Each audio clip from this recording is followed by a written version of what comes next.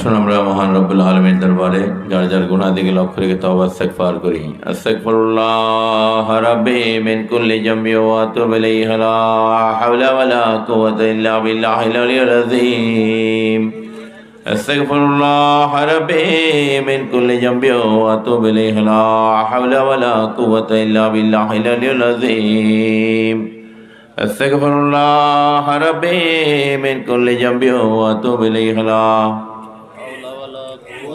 إلا بالله العلي العظيم. الحمد لله وكفى وسلام على عباد الله الذين اصطفى. أما بعد فقد قال الله تعالى في الكلام المجيد والفرقان الحميد. بسم الله الرحمن الرحيم.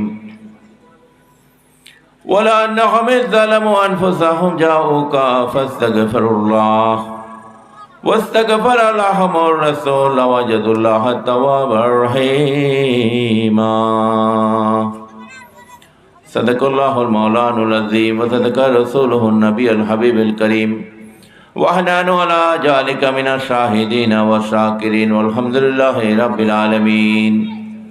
إن الله وملائكته يصلون على النبي يا أيها الذين آمنوا صلوا عليه وسلموا تسليما.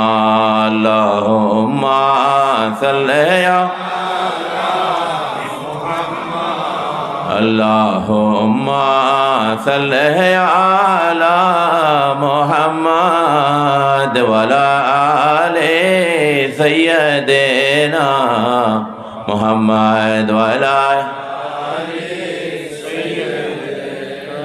গুনারে বোঝা মাথায় লইয়া কাঁদতেছি, গুনারে বোঝা মাথায় লইয়া কাঁদতেছি, মাফ কর মাবুদ আল্লাহ এলাহি, মাফ কর মাবুদ আল্লাহ এলাহি। আল্লাহুম্মা সাল্লি আলা মুহাম্মাদ ওয়া আলা আলি সাইয়্যিদিনা মুহাম্মাদ ওয়া আলা আলি সাইয়্যিদিনা। নবীর ইশকে পড়ো দরুদ সকলে, নবীর ইশকে পড়ো দরুদ সকলে, শাফায়াত করিবেন নবী হাশরে, শাফায়াত করিবেন নবী হাশরে। আল্লাহুম্মা সাল্লি আলা মুহাম্মাদ ওয়া আলা আলি সাইয়্যিদিনা মুহাম্মাদ ওয়া আলা আলি সাইয়্যিদিনা।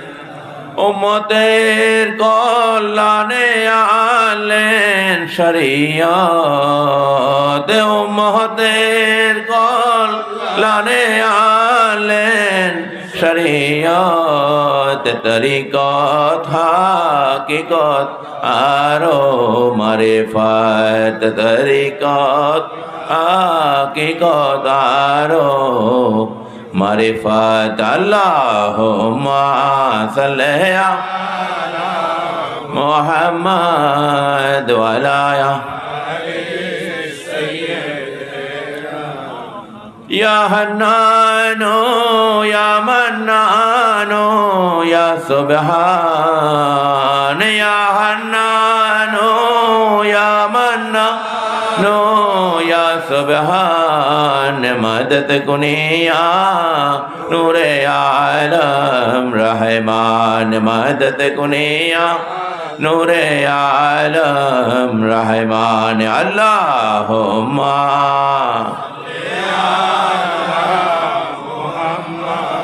ওয়া আলা আলি সাইয়্যিদিনা মুহাম্মাদ ওয়া আলা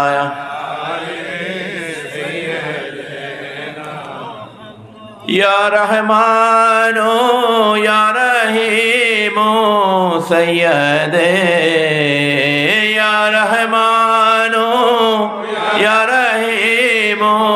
सैयद औलाद रसूल मज भंडारी मुर्शिद औलाद मज भंडारी मुर्शिद अल्लाहुम्मा सल्ली अला मुहम्मद वलाया बिलादत है हबीब के बेरिया की शफी रोज़ महशर मुस्तफ़ा की हया मदद खैरुल वरा की नबी ताजदार अल अता की के शायर सदैक के रहमत खुदा की दरूद पाक से क्या क्या हुआ की सलातुनिया रसूल अल्लाह सलामुन या हबीब अल्लाह अलैकुम सलातुन या रसूल अल्लाह अलैकुम दरूद पाक के बदले में हमको खुदा ने जन्नत आला अता की फिर से होत से नाज़िल फलक से सदा करते हुए सल्ले अला की हुजूर कल्ब बसे दाखिले यहाँ हो बरसती है यह रहमत खुदा की सलातुनिया सलामुन या हबीब अल्लाह अलैकुम सलातुन या रसूल अल्लाह अलैकुम सलामुन या हबीब अल्लाह আলহামদুলিল্লাহ আল্লাহ পাকের দরবার শুকরিয়া আদায় করছি আজকে ভবরচর কলিমুল্লাহ কলেজ মাঠে গজারিয়া মুন্সিগঞ্জে अंजुमान रहमानिया मोइनिया मजबंडारिया मोइनिया जो फोराम भवरचर शाखार उद्योगे आजकेर महफिले अजीमुशान सुन्नी महासम्मेलने इंजिनियर शाहिद मोहम्मद रिजन साहेब आजके सभापतित्व करছেন চেয়ারম্যান ভবরচর ইউনিয়ন পরিষদ असंख्य उलामाए केराम আল্লামা বাকিবিল্লাহ আল আজহারী সহ মৌলানা রৌনকুল ইসলাম জামালপুরি শুধু জামালপুর থেকে এসেছেন সাহেবজাদা জামালপুর দরবার শরীফ আজমাইন আসরার মেজবান্ডারি মুফতি মাকসুদুর রহমান হাফেজ মৌলানা এম এম মামুন আল কাদরি হাফেজ মৌলানা মোহাম্মদ ইব্রাহিম খলিল আল কাদরি সহ বিশেষ করে মাহফিল পরিচালনা করছেন হাফেজ মৌলানা মোহাম্মদ নাহিদুল ইসলাম আল কাদরি এবং যার বিশেষ করে ক্লান্ত পরিশ্রমে মৌলানা হাজি হাসান আল মেজবান্ডারি খলিফায়ে গৌসুল আজম মেজবান্ডারি মোহাম্মদ শাহাদাত হোসেন খান আল মেজবান্ডারি সহ আয়োজনে মোহাম্মদ ওসমান গনি সরকার মানিক সদস্য ইউপি সদস্য ভবরচর সহ আঞ্জুমান যুব ফোরামের নেতৃবৃন্দ সুন্নি সংগঠনের নেতৃবৃন্দ রাজনৈতিক সামাজিক ধর্মীয় নেতৃবৃন্দ हाज़रीन आशिकीन मुहिब्बीन अस्सलामु अलैकुम व रहमतुल्लाहि व बरकातुहू আল্লাহ পাকের দরবারে শুকরিয়া আদায় করছি আল্লাহ রাব্বুল আলামিন আমাদের কাছে এই কলেজ মাঠে আসার বসার ব্যবস্থা করে দিয়েছেন। আসুন আমরা মহান রাব্বুল আলামিনের দরবারে শুকরিয়া আদায় করি, বলতে বলি আলহামদুলিল্লাহ। আল্লাহর হাবিবের দরবারে লাখো কোটি দরুদ সালাম পেশ করছি আজকের মাহফিল থেকে এবং সমস্ত সাহাবায়ে কেরাম আহলে বাইতুর রাসূলের দরবারে আউলিয়া কেরামের দরবারে খুসুসান গৌসুল আজম মেজবান্ডারির দরবারে মুর্শিদের দরবারে সালাম পেশ করে যারা আজকের মাহফিল ইন্তজাম করেছেন ইন্তজামিয়া কমিটি তাদেরকে আমার দরবার থেকে আন্তরিক মোবারকবাদ জানাচ্ছি আলহামদুলিল্লাহ। আপনাদের ঠান্ডা লাগতেছে বেশি? ঠান্ডা বেশি পড়ছে আজকে? কম না? যাই হোক, আল্লাহ দরবারে শুকরিয়া আদায় করি। গতকালও খোরবাস কলেজ মাঠে সম্মেলন ছিল বরুড়া জমিনে কুমিল্লা। আলহামদুলিল্লাহ অসংখ্য লোক, এর চেয়ে আরও 10 গুণ লোক বেশি ছিল, কিন্তু ঠান্ডার প্রকোপ গতকালও ছিল না। আলহামদুলিল্লাহ বলেন। যাক, ঠান্ডার দিনে ঠান্ডা একটু পড়বেই, এটা স্বাভাবিক, না পড়লে এটা অস্বাভাবিক, ঠিক কিনা? যে সময় যেটা পড়ার, বৃষ্টির সময় বৃষ্টি পড়তে হবে, নাহলে নদী নালা খাল বিল এগুলা সব শুকিয়ে যাবে, ঠিক কিনা? তো যে সময় যেটা, এটা আল্লাহ রাব্বুল আলামিন যেন আমাদের দুনিয়ার পরিবেশ নিয়ম কানুন আল্লাহ যেন জারি রাখে। আল্লাহ যখন অসন্তুষ্ট হয়ে যায় তখন কিন্তু সময়েরটা সময় আসে না। সকালবেলা যেরকম ব্রেকফাস্ট আপনাদের দরকার হয়, নাস্তা না পাইলে মাথা গরম হয়ে যায় না, সারাদিনই মাটি হয়ে যায়। তো পৃথিবীরও এরকম খাদ্য আছে, আছে কিনা? পরিবেশের জন্য খাদ্য আছে, এগুলো আল্লাহর তরফ থেকে আসছে। সুবহানাল্লাহ বলেন। শীতকালের শীতেরও প্রয়োজন আছে, আছে কিনা? আবার গরমকালে গরমের, আবার বর্ষাকালে বর্ষারও প্রয়োজন আছে। তো এগুলো আল্লাহর নেয়ামত। এগুলো কি? এই পরিবেশটাও আল্লাহ পাকের পক্ষ থেকে নেয়ামত। আলহামদুলিল্লাহ বলেন। আকাশ বাতাস, সূর্যের আলো, চাঁদের আলো, পূর্ণিমার আলো, প্রত্যেকটার পৃথিবীর জন্য এফেক্ট আছে, প্রভাব আছে। কোনো না কোনো প্রভাব ছাড়া আল্লাহ কোনো কিছু সৃষ্টি করেন নাই। প্রয়োজন ছাড়া আল্লাহ রাব্বুল আলামিন এরকম কিছু সৃষ্টি করেন নাই সারা পৃথিবীতে। যাই হোক, আল্লাহ দরবারে শুকরিয়া আদায় করছি। এই মাঠে অনেক আগে থেকে আমাদের এই তরিকতের সুন্নি সম্মেলন চলছে। আমার মুর্শিদ হুজুর গাউসুল ওয়ারা শাইখুল ইসলাম সৈয়দনা মুর্শিদানা বাবা মঈনুদ্দিন আহমদ আল সানি মাইজ ভান্ডারী কাদ্দুসুল আজিজ, উনিও অনেকবার এই মাঠে সম্মেলন করে গিয়েছেন। আলহামদুলিল্লাহ, ওনার স্মৃতি বিজড়িত এই মাহফিল এখনো চলছে। আলহামদুলিল্লাহ, এটা আল্লাহর ওলিদের কারামত। কারণ আল্লাহ পাক ওনাদের দিয়ে যেটা শুরু করেন এটা বন্ধ করেন না। আল্লাহর জিকির বন্ধ হয় নাকি? নবীর জিকিরও বন্ধ হবে না কিয়ামত পর্যন্ত। যেখানে আল্লাহর ওলিরা গিয়েছে সেখানেই এই জিকির চালু হয়ে গেছে। সুবহানাল্লাহ বলেন। যে জমিনে যাইতে পারে নেই সেই জমিনে আল্লাহর জিকির চলছে না, ঠিক কিনা? এরকম যেখানে পৃথিবীর যে জায়গায় আল্লাহর ওলিরা পদার্পণ করেছেন সেখানেই খানকা হয়েছে, সেখানে মসজিদ হয়েছে, সেখানে মাদ্রাসা হয়েছে। আলহামদুলিল্লাহ বলেন। এরাও আল্লাহর পক্ষ থেকে নিয়ামত। এই নিয়ামতের আসার কারণে ওয়াজকুরু নিয়ামাতাল্লাহি আলাইকুম, আল্লাহ কোরআনে বলছেন তোমরা আমার নিয়ামতের শুকরিয়া আদায় করো। সুবহানাল্লাহ। এই জন্য আল্লাহর ওলিদেরকে আল্লাহ পাঠিয়েছেন। কে পাঠিয়েছেন? আল্লাহ রাব্বুল আলামিনের হুকুম ছাড়া কেউ নড়ারও ক্ষমতা নাই। আছে? কোনো দিকে যাওয়ার ক্ষমতা নাই।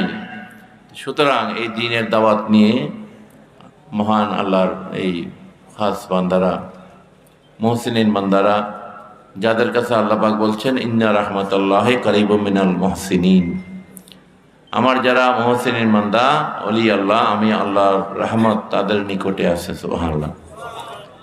রহমতের মালিক আল্লাহ, কিন্তু আল্লাহ কিন্তু এটা কিছু সাব স্টেশন দিয়ে দিস। সুবহানাল্লাহ। যেখান থেকে গেলে এই বরাদ্দ পাওয়া যাবে। সুবহানাল্লাহ। বন্টনকারী হচ্ছে আমার নবী। সুবহানাল্লাহ বলেন। বন্টনকারী কে? আল্লাহ থেকে নিয়ে বন্টন করবে আমাদের নবী সৈয়দুল মুরসালিন রাহমাতুল্লাহ আলামিন আকা মাওলা মুহাম্মদ রাসূলুল্লাহ সাল্লাল্লাহু তাআলা আলাইহি ওয়াসাল্লাম, যাকে আল্লাহ পাক সম্মানিত করেছেন। ওয়া তুযিরহু ওয়া তুওয়াক্কিরহু, আল্লাহ নবীকে আল্লাহ পাক বলছেন তোমরা আমার নবীকে সর্বোচ্চ সম্মানে সম্মানিত করো, ওনার সর্বোচ্চ প্রশংসা করো। সুবহানাল্লাহ। তা আমরা আল্লাহর হুকুমেই নবীকে সম্মানিত করছি, নবীকে সালাম দিচ্ছি, নবীর তাজিম করছি, তসলিমের সাথে নবীর নাম নিচ্ছি। সুবহানাল্লাহ বলেন। আদবের সাথে নবীর নাম নিচ্ছি আমরা, এটা আল্লাহর হুকুমে নিচ্ছি। কার হুকুমে?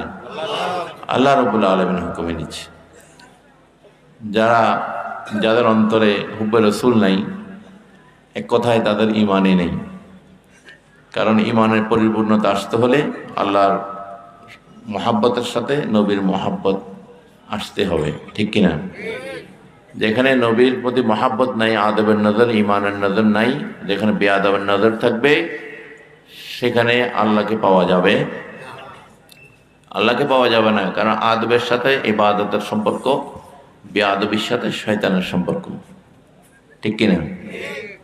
যেখানে বেআদবি আছে সেখানে কখনো ইবাদত আসতে পারে না। এই জন্য আদবে আউলিয়া বলা হয়, বেআদবে শয়তান, বা আদব খুশনসিব, বেআদব বদনসিব। আজকে আমরা সমাজের চারিদিকে শুধু বেআদবি আর বেআদবি দেখতে পাচ্ছি, ঠিক কিনা? এটার প্রকোপ বেড়ে গেছে। পিতামাতার সাথে বেআদবি, ওলামায়ে কেরাম, মুরব্বীদের সাথে, আউলিয়া কেরাম, নবী রাসূলের সাথে বেয়াদবি, সব থেকে বেয়াদবির কারখানা খুলে গেছে। সব থেকে বেয়াদবির কারখানা খুলে গেছে। কারণ একটা মানুষকে শয়তান বানাইতে হইলে আগে প্রথম বেয়াদব বানাইতে হবে, ঠিক কিনা? গোমরা করতে হলে তাকে আগে বেয়াদবি শিক্ষা দিতে হবে, তার চোখের পর্দা হায়া শরম উঠাই দিতে হবে। এই জন্য হায়া শরমও ইমানের অঙ্গ, আল্লাহ হায়াও সওবাত মিনাল ইমান। যার হায়া শরম নাই তার ইমান নাই, ঠিক কিনা? তো বেয়াদবি সেই করে যার হায়া শরম থাকে না, ঠিক কিনা? তো হায়া শরমটাও আমাদের ইমানের একটা বড় অঙ্গ। আমাদের যার মধ্যে হায়া শরম থাকবে তার মধ্যে আদব কায়দা থাকবে। সুবহানাল্লাহ বলুন। তো আমরা আল্লাহর বান্দা, নবীর উম্মত, আল্লাহ আমাদেরকে এইভাবেই চিনবেন। আল্লাহর বান্দা, নবীর উম্মত ছাড়া আরও নাই দুনিয়াতে। প্রায় 750 কোটি মানুষ বর্তমানে পৃথিবীতে আছে।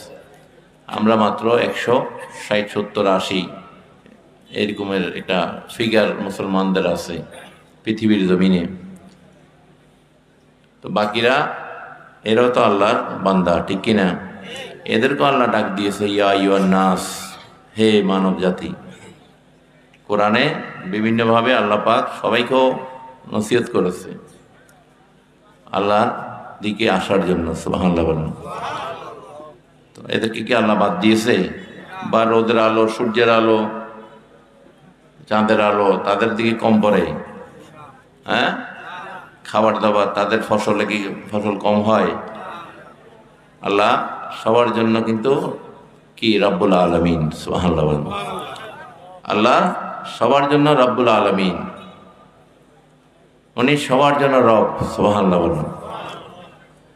উনি সবাইকেই মানলো খাওয়াচ্ছে, না মানলো রিজিক দিচ্ছে। সুবহানাল্লাহ বলেন। এই জন্য ওনার নাম রহমানুর রহিম, রহমান। সুবহানাল্লাহ বলেন। যে আল্লাহ আমাদেরকে এত নেয়ামত দিচ্ছে, আমরা শুধু উনি আমাদের থেকে বিনিময় চাই ওনার রসুলকে ভালোবাসা, ওনার স্মরণ করা। সুবহানাল্লাহ বলেন।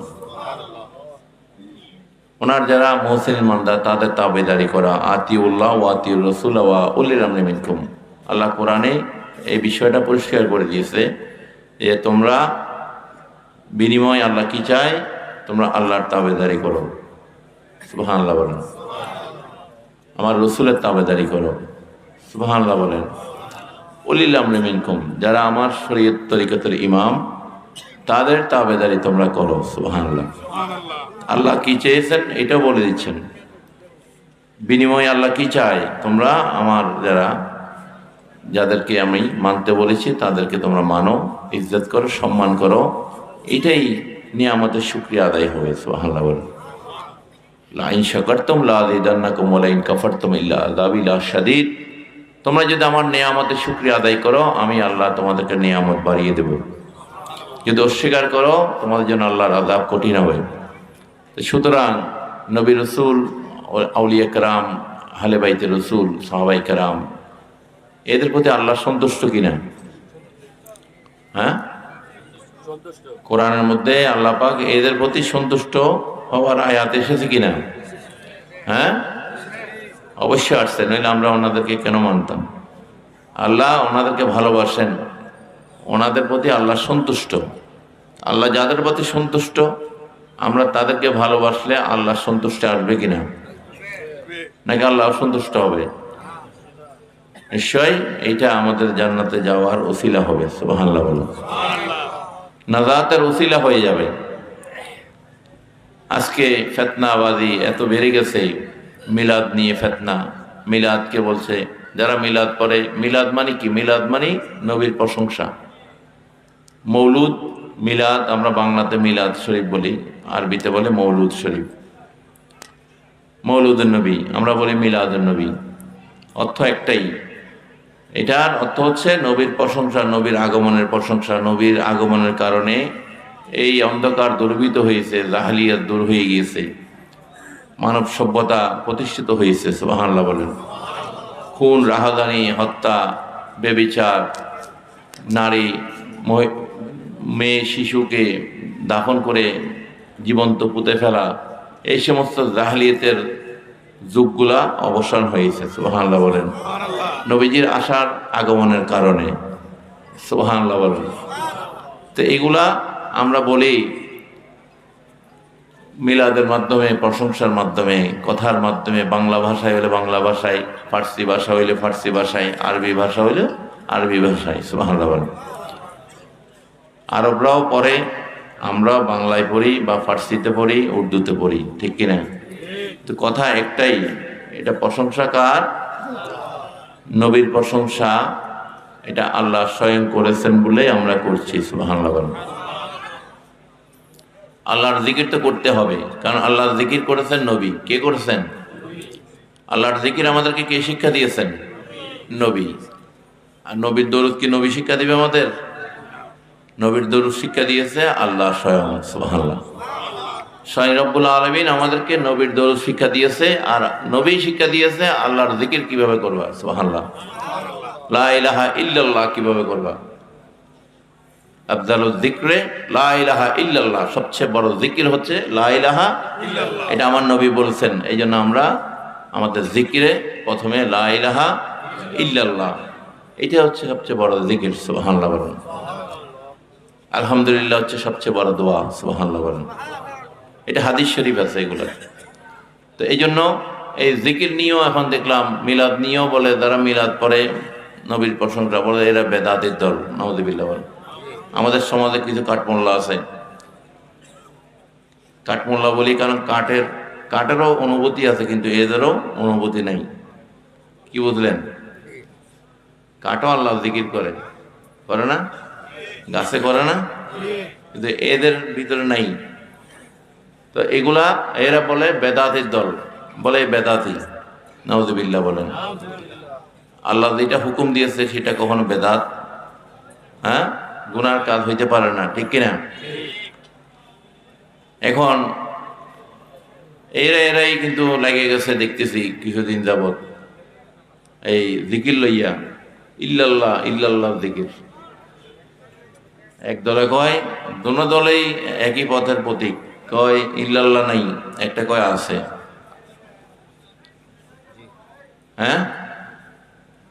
ইল্লাল্লাহ, শুধু ইল্লাল্লাহ মানে জিকিরের মধ্যে এটা লইয়া দেখি লাগে গেছে, 1 কোটি টাকার চ্যালেঞ্জ দিতেছে। তো এই যে এগুলা ফেতনাবাজি, এগুলা কি ভুল হইলেও স্বীকার করতে রাজি নেই, কারণ এদের ফখর তাকাব্বুরি এত বেড়ে গেছে।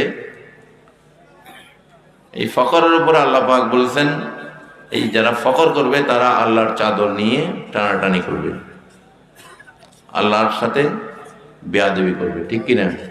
ফখর এটা শুধু আল্লাহর জন্য। সুবহানাল্লাহ। এটা আল্লাহর নিজস্ব, এটাতে তোমাদের কোনো ভাগ নেই। নিজেকে সবসময় ছোট। গাছ যখন ফল ফুল ভর্তি হয়ে যায়, এটা কি করে? সামনের দিকে ঝুঁকে যায় না? আল্লাহ তাকে বেশি নিয়ামত দিবে, যত বেশি জ্ঞান দিবে, যত বেশি মাল সম্পদ দিবে, সে একটু ঝুঁকে থাকবে, ঠিক কিনা? যেরকম একটা গাছকে আমরা দেখি না, আম বেশি ধরলে গাছটা একটু ঝুঁকে যায় না, কাঁঠাল বেশি ধরলে ঝুঁকে না, কারণ তাকে আল্লাহ এত ফল দিয়েছে, সে এটাতেই ঝুঁকতেছে। সুবহানাল্লাহ বলেন। তো যার প্রতি আল্লাহ বেশি নিয়ামত দিয়েছে, সে আল্লাহর প্রতিও সবসময় ঝুঁকবে, ঠিক কিনা? সে তার ভিতর কখনো গরিমা আসবে না, ফখর আসবে না। তো ফখর 8-10 প্রকারের ফখর চিহ্নিত করা হয়েছে এখানে। ফখর বা তাকাব্বুরি, আমরা তো মনে করতাম যে মাল সম্পদ হইলে মানুষের ফখর বাড়ে, এটা মনে করতাম না। টাকা পয়সা হইলে শরীরে গরম আইয়ে, এরকম মনে হয় না? কিন্তু এই তাকাব্বুরি বা ফখরের 1 নম্বরে টাকা পয়সা মালেরটা আসেনি। এটা আসছে কোনটা জানেন? এটা আসছে ইলম নিয়ে যারা ফখর করে। 1 নম্বর, এই ফখরের সবচেয়ে বড় অপরাধ গণনা করা হবে ইলমকে নিয়ে, যারা ফখর করবে তাদেরকে নিয়ে।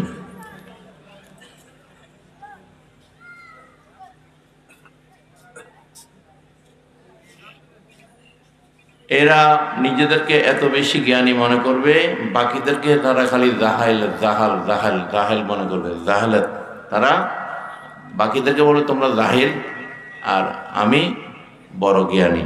নাউযুবিল্লাহ বলবে। তো এখন আমরা দেখি না এরকম কথায় কথায় জাহিল বলে কতগুলা মাইকে, সেই সব বুঝে আর অন্যরা কেউ কিছু বুঝে না, সবগুলা জাহেল। এরকম কতগুলো আলেম জন্ম হয়েছে, ঠিক কিনা? এরা এলমকে নিয়ে তারা মানে কলা আলিমুন ফাহুয়া জাহেলুন, এরা আসলে নিজেই জাহেল, ঠিক কিনা? যারা এলম নিয়ে ফখর করবে তারা নিজেরাই জাহালিয়াতের মধ্যে প্রবেশ করবে, ঠিক কিনা? তাদের মধ্যে জাহালিয়াত থাকবে। তো এই জন্য এই যে এলম নিয়ে যারা ফখর করবে তারা নিজেরাই ধ্বংস হবে, ঠিক কিনা? আপনার দোলনা থেকে কবরে দেওয়া পর্যন্ত শিক্ষা শেষ নাই, ঠিক কিনা? আপনি বলতে পারবেন না আমার আর কোনো শিখার বাকি নেই। আল্লাহর এই দুনিয়ার মধ্যে আল্লাহ এত এলম দিয়েছে, তুমি যদি লক্ষ বছরও তুমি যদি কি পাও, তুমি যে হায়াত পাও, তারপরও শিক্ষা শেষ করতে পারবে না। এই জন্য আল্লাহ রাব্বুল আলামিন আমাদেরকে কোরআনের এক আয়াতের মধ্যে মূসা কালিমুল্লাহ আলাইহিস সালামের মাধ্যমে শিক্ষাটা দিয়েছে কিনা? হ্যাঁ, দিছে না? মূসা কালিমুল্লাহ নিজেকে একটু বলতে মনে করছেন যে একটু উনি বেশি বুঝেন, আল্লাহর সাথে কথা বলেন কালিমুল্লাহ। তো আল্লাহ জিজ্ঞেস করছেন, মূসা বলো তো দেখি বর্তমানে দুনিয়াতে জ্ঞানী লোক সবচেয়ে বেশি জ্ঞানী কে? তো মূসা কালিমুল্লাহ আলাইহিস সালাম বলছে, ইয়া রব, আমারে যখন আপনি রসুল করছেন, কিতাব দিয়েছেন, আসমানি কিতাব, আমি তো সবচেয়ে বেশি জ্ঞানী। আল্লাহ পাক বলছেন, না মূসা, ওয়াল্লামনাহু মিন লাদুন্না ইলমা, তোমার চেয়েও বেশি জ্ঞান দিয়েছি আমার আরেকটা বান্দা দুনিয়াতে এখনো আছে। সুবহানাল্লাহ। তো নবী রসুলের থেকেও আল্লাহ এটাই প্রমাণ করছে, জ্ঞান নিয়ে ফখর করবে না। তুমি নবী রসুল হইলে কি হবে, ফখর করলে কিন্তু আমি আরেকটা দাঁড় করাই দিতে আমার সেকেন্ডের সময় লাগবে না, ঠিক কিনা? এখানে ফখরের বিষয়টা আসছে ফখর না করার জন্য। মূসা কালিমুল্লাহ উনি তো যে দিল, উনি মনেই করলেন যে যতক্ষণ পর্যন্ত আমি এই জ্ঞানটা নিতে পারবো না, আমি আমার ভ্রমণ ক্ষান্ত দেব না। এবং আল্লাহর কাছ থেকে জায়গার মাজমাইল বাহরাইন, দুই সাগরের সঙ্গম স্থলের ঠিকানা নিয়ে উনি বেরিয়ে গেলেন।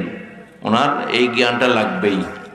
তাহলে এইটা তো আরেকটা বিষয়, জ্ঞান আহরণ করতে যাওয়ার বিষয়টা কোরআনে আমাদেরকে বলেছে, যত বড় জ্ঞানী হও তুমি জ্ঞান আহরণের জন্য তোমার ছুটতে হবে, যাইতে হবে। সুবহানাল্লাহ বলেন। এখানে কি ফকর হয়েছে? উনি যখন বুঝতে পারলেন, কিন্তু উনি সেই জ্ঞান হযরত খিজির আলাইহিস সালাম, উনি একজন আল্লাহর ওলি। সুবহানাল্লাহ বলেন। কোন জায়গায় উনি আল্লাহর নবী বা রসুল প্রমাণ নাই, কিন্তু আল্লাহর ওলি এটা প্রমাণিত। সুবহানাল্লাহ বলেন। তো হযরত মূসা কালিমুল্লাহ আলাইহিস সালাম এই সাগর পারে পারে এই ডাক পাড়তে পারতে হযরত খিজির আলাইহিস সালামের সন্ধান করেছেন অনেক বছর। সুবহানাল্লাহ। এটার অনেক বড় কাহিনী আছে কি না? এটা আপনারা কোরআন তাফসীর পড়লে জানবেন। এই যে খাস জ্ঞান একটা, যেটা খিজির আলাইহিস সালামকে দেওয়া হয়েছে, সুবহানাল্লাহ, যেটা মূসা কালিমুল্লাহকে দেওয়া হয়নি, কিন্তু উনি চেষ্টা করেছেন। এটার জন্য অনেক রিয়াজত, অনেক ধৈর্য, অনেক কিছু দরকার আছে, ঠিক কিনা? খিজির আলাইহিস সালামও ওনাকে দেখে যখন দেখলেন, ওনাকে পাওয়ার বিষয়টা আরো আশ্চর্যজনক। উনি পরিশ্রান্ত হয়ে গেছেন হাঁটতে হাঁটতে, খুঁজতে খুঁজতে। সাথে একজন খাদেম ছিলেন ওনার। পরবর্তীতে ওই খাদেম উনিও নবী হয়েছেন, হযরত ইউশা ইবনে নুন আলাইহিস সালাম। উনিও পরবর্তীতে নবী হয়েছেন, কিন্তু উনি ওই মূসা কালিমুল্লাহ আলাইহিস সালামের খাদেম হিসেবে ছিলেন। তো পথে খিদার জন্য কিছু মাছ ভুনা করে ওনারা নিয়েছিলেন সাথে করে। এক জায়গায় বসে ক্লান্ত হয়ে ঘুমাইছেন, একটু ঘুমানোর পরে আবার উঠে গেছেন, উঠে আবার বলে চলো খুঁজি, হে খিদির ইয়া খিদির ইয়া খিদির বলে ডাক পাচ্ছেন। তো অনেক দূর যাওয়ার পরে আবার খিদে লাগছে, বলে আমাদের তো খিদে লাগছে, ওই মাছ ভাজাগুলো দাও। তখন ওনার খাদেম বলল, হে আল্লাহ রসুল, ঝোলার মধ্যে তো মাছ নাই। তো বলতে তুমি খেয়ে ফেলতো? বলেন না, আমি তো খাইনি। ভুনা মাছ গেল কোথায়? তখন সে চিন্তায় পড়ে গেল যে এখন তো মাছ আমার কাছে রাখছে, মাছ নাই, এখন এই মাছের হিসাব তো আমার দিতে হইব, ঠিক কিনা? নয়তো আমি খাইছি, এটাই এটাই এটাই ধরা পড়ব। তখন সে চিন্তা করতে করতে খেয়াল করলো যে এই যে জায়গায় ঘুমাইছিলাম আমরা, একটু তন্দ্রা লেগে আসছে, আমি টের পেয়েছি আমার ঝোলা থেকে মাছগুলা ঝটপট করে মানে জীবিত হয়ে লাফ মেরে পানিতে পড়ে গেছে। পাশে পানি ছিল, পানিতে লাফ দিয়ে পড়ে গেছে। সুবহানাল্লাহ। তখন মুসা কালিমুল্লাহ আলাইহিস সালাম বুঝে গেলেন যে আমি তো ওই জায়গারই সন্ধান করতেছি। সুবহানাল্লাহ। খিদির ওহে रहता है जहां मुर्दा मछली जिंदा हो जाते हैं। সুবহানাল্লাহ। খিদির তো ওই জায়গায় থাকবে যেখানে মুর্দা মাছ জিন্দা হয়ে যাবে, মুর্দা কলব। এই জন্য আল্লাহর ওলিদের দরবারে গেলে মুর্দা কলব জিন্দা হয়ে যায়। সুবহানাল্লাহ। যদি মুর্দা মাছ যদি জিন্দা হয়ে যেতে পারে খিদির আলাইহিস সালামের প্রভাবে, ওনার রুহানিয়াতের প্রভাবে, আর আল্লাহর ওলিদের দরবারে গেলে মানুষের মুর্দা কলব ময়লা দূর হয়ে যায়, জিন্দা হয়ে যায় আল্লাহর ওলিদের নেক নজরের প্রভাবে। সুবহানাল্লাহ বলেন। এটা কোরআন থেকেই শিক্ষাটা আসছে। সুবহানাল্লাহ বলবেন না? তারপর আবার সে জায়গায় গেলেন, গিয়ে যখন ডাক দিলেন খিদির আলাইহিস সালামকে পেয়ে গেলেন। সুবহানাল্লাহ। তো এটা অনেক লম্বা কাহিনী। তিনটা বিষয় উনি বুঝতে পারেননি খিদির আলাইহিস সালাম কেন করেছেন। এইগুলো হচ্ছে এলমে ইয়াকিন, এলমে বাতেনের বিষয়। সুবহানাল্লাহ। এগুলো আল্লাহ প্রদত্ত জ্ঞান, আল্লাহ দেয়, যেটা পরে কি হবে ওনারা জেনে যায়। সুবহানাল্লাহ। তো যারা বলে গায়েবের খবর আল্লাহ ছাড়া কেউ জানে না, কিন্তু আল্লাহ যাদেরকে জানাই দেয় সেটা কেউ বাইনা রাখতে পারবে না, ঠিক কিনা? নাকি? নাহলে এই খিদির আলাইহিস সালাম পরের ঘটনাগুলো কেমনে আগে জানলেন, ঠিক কিনা? তো গায়েবের মালিক আল্লাহ, আমরা গায়েবের মালিক বান্দাকে বলছি না, আল্লাহই গায়েবের মালিক। কিন্তু আল্লাহ যাদেরকে দেয় সেটা আপনি মানা করলো কোনো লাভ, স্বীকার না করলেও কোনো ফায়দা হবে না, ঠিক কিনা? আল্লাহ যাদেরকে যেটা দিয়েছে সেটাকে মানলেই আপনিও পাইতে পারেন, ঠিক কিনা? আর নাই বললে তো আপনিও মাহরুম হয়ে যাবেন। তো আমরা এই জন্য এই যে এলম বা ফকর, এটা নিয়ে তাকাব্বুরি করা। আজকে দেখেন এই যে ইল্লাল্লাহ জিকির, একদল কয় আছে, একদল কয় নাই।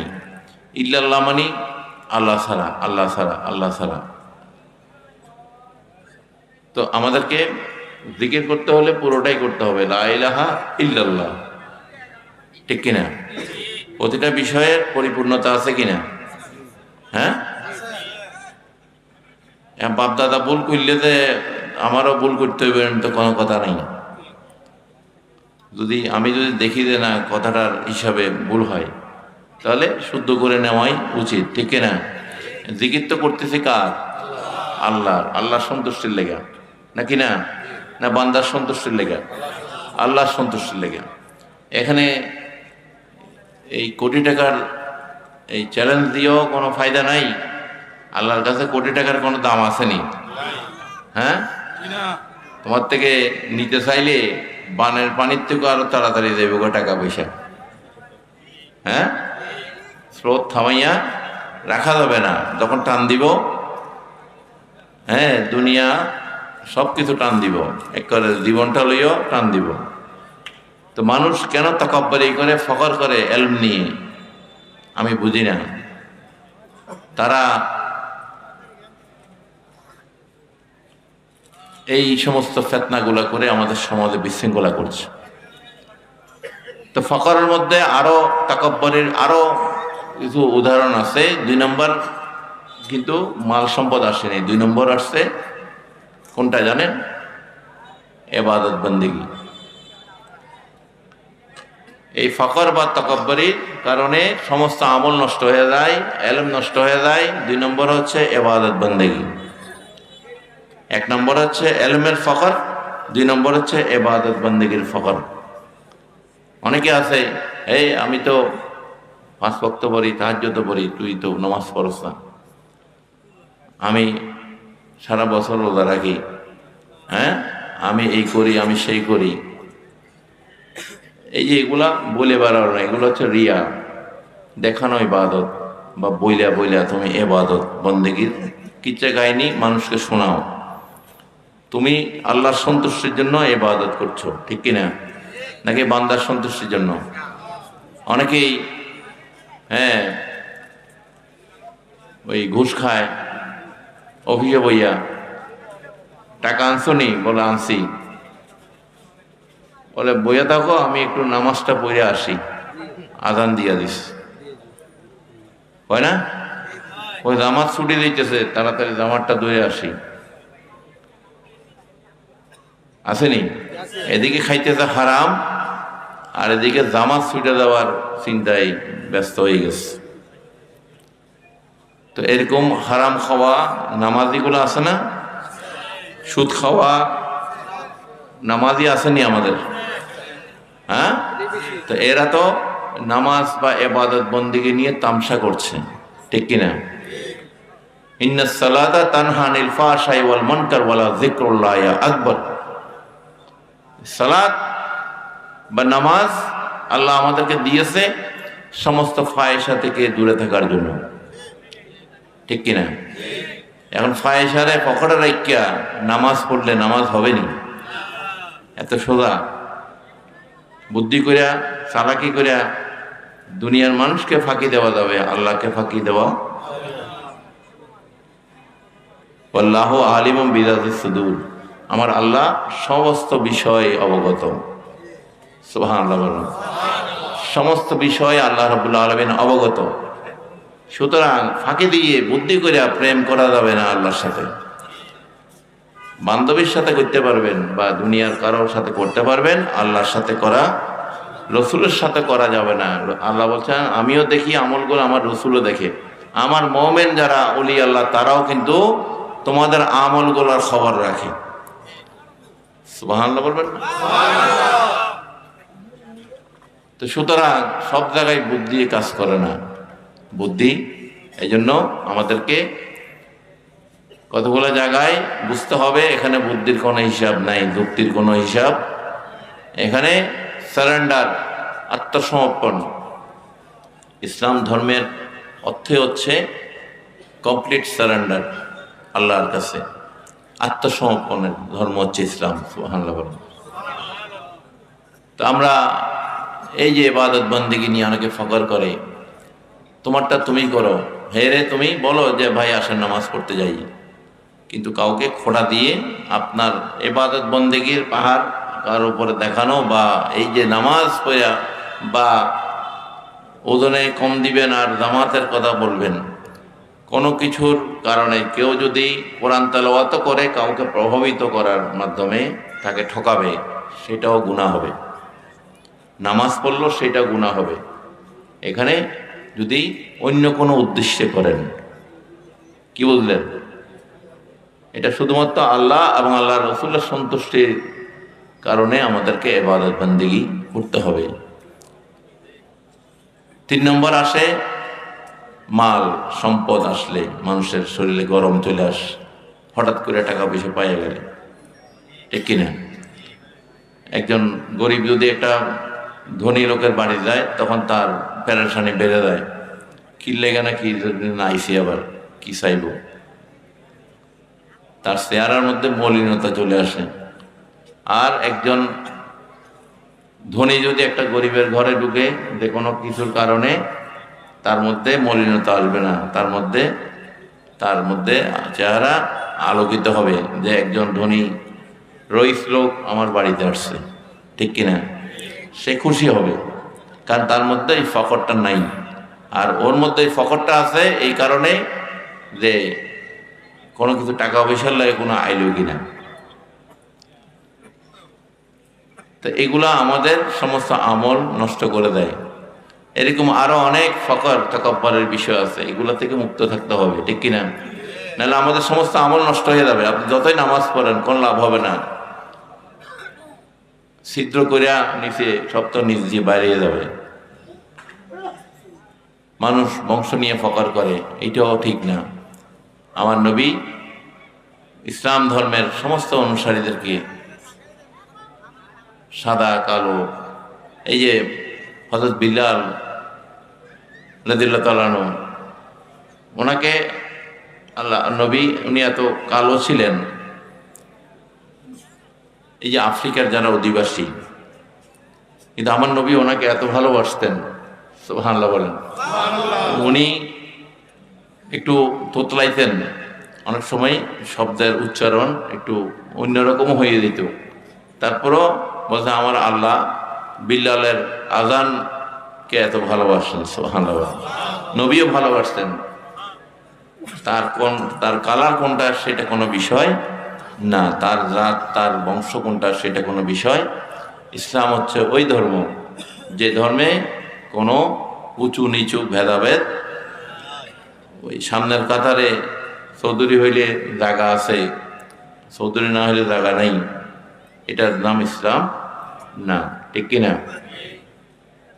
এটা যারা করবে এরা ফকরের কারণে এদের আমল নষ্ট হয়ে যাবে, ধ্বংস হয়ে যাবে।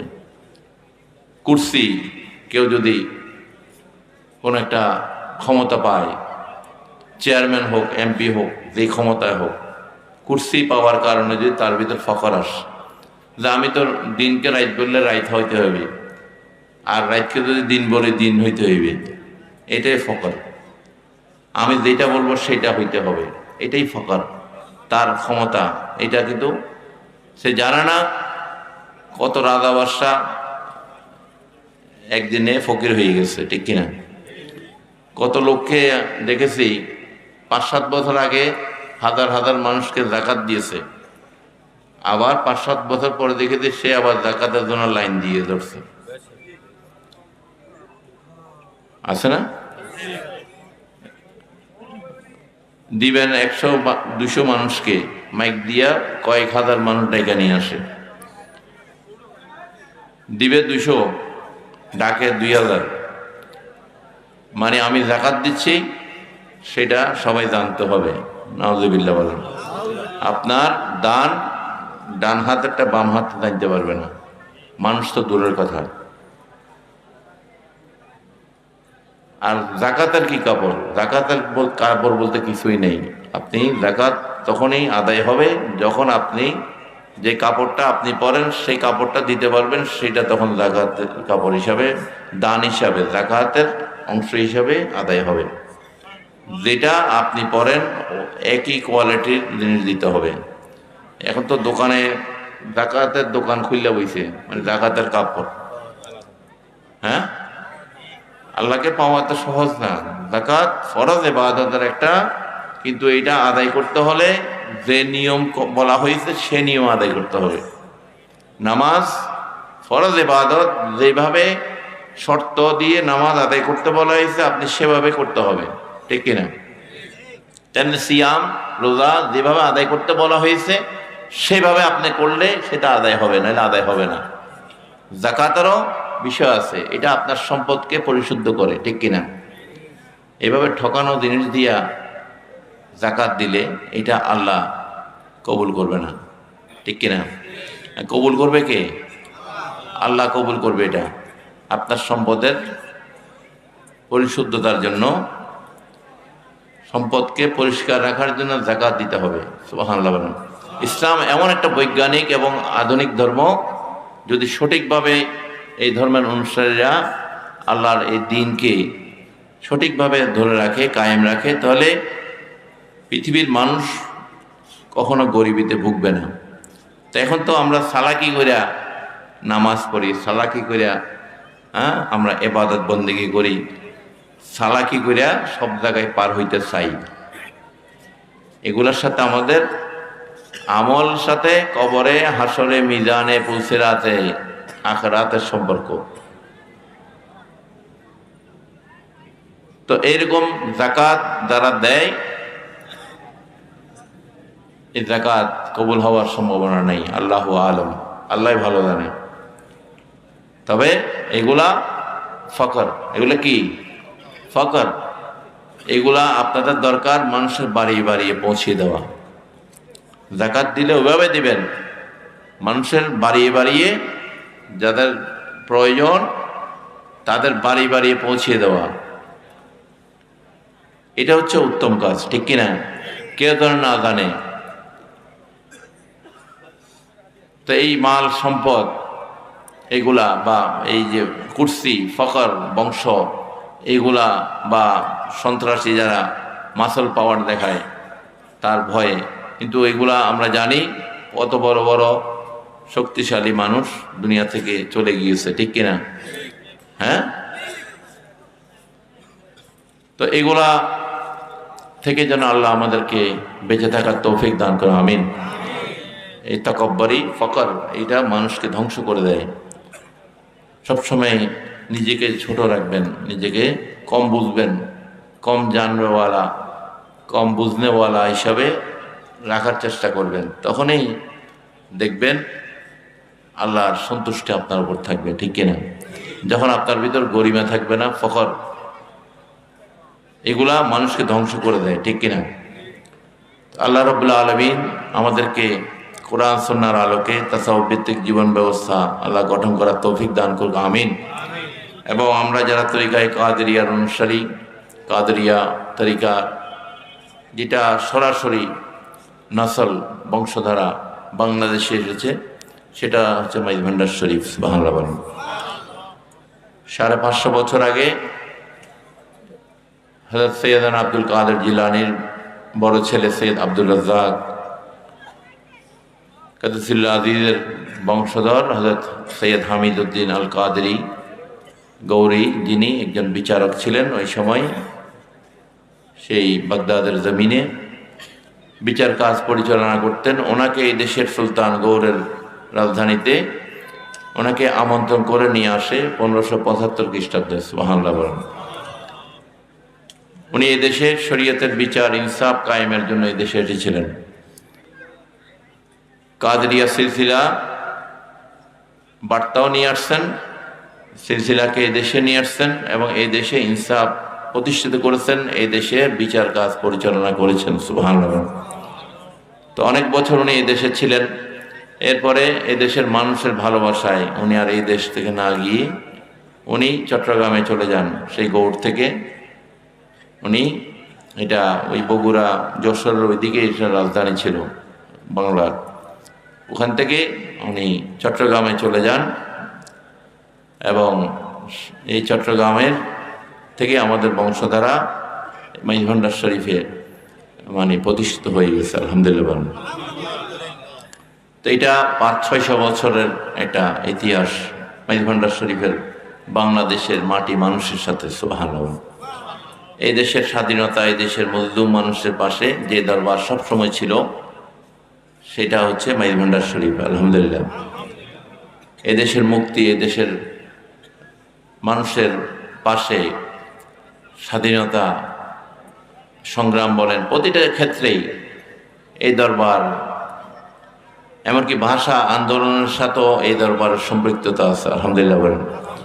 মানুষকে এই বাংলা ভাষাকে উদ্বুদ্ধ করার জন্য দরবারের অনুষ্ঠানগুলো বাংলা ভাষায় প্রতিষ্ঠিত করা হয়েছে। মানুষ যেন বাংলা ভাষাকে গুরুত্ব দেয়, সুবহানাল্লাহ বলেন।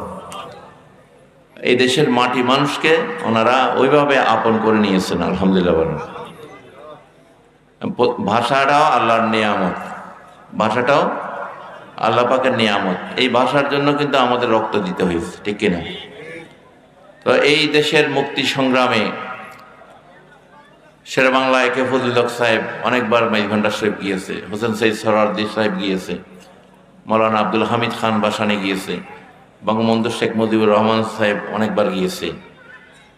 এই দেশের মানুষের মুক্তি কিভাবে আদায় হবে, কিভাবে এই জুলুমবাজদের হাত থেকে এই দেশের মানুষ মজলুমরা কিভাবে রক্ষা পাবে, এই দরবারের উপদেশ নিয়ে দোয়া নিয়ে তারা কামিয়াবি হয়েছে, আলহামদুলিল্লাহ বলেন। এই জন্য মুক্তিযুদ্ধের পক্ষের বা স্বাধীনতা পক্ষের যারা আসে এই দেশের সরকারে, তারা প্রত্যেকেই মাইজভান্ডার শরীফের প্রতি তাদের মহাব্বত প্রকাশ করে, আলহামদুলিল্লাহ বলেন। তারা বাণী দেয়, তারা এই দরবারের প্রতিটা কাজের সাথে সম্পৃক্ত হয়, আলহামদুলিল্লাহ। তো সুতরাং আপনার দেশকে ভালোবাসতে হবে, এইটাও ঈমানের একটা বিষয়।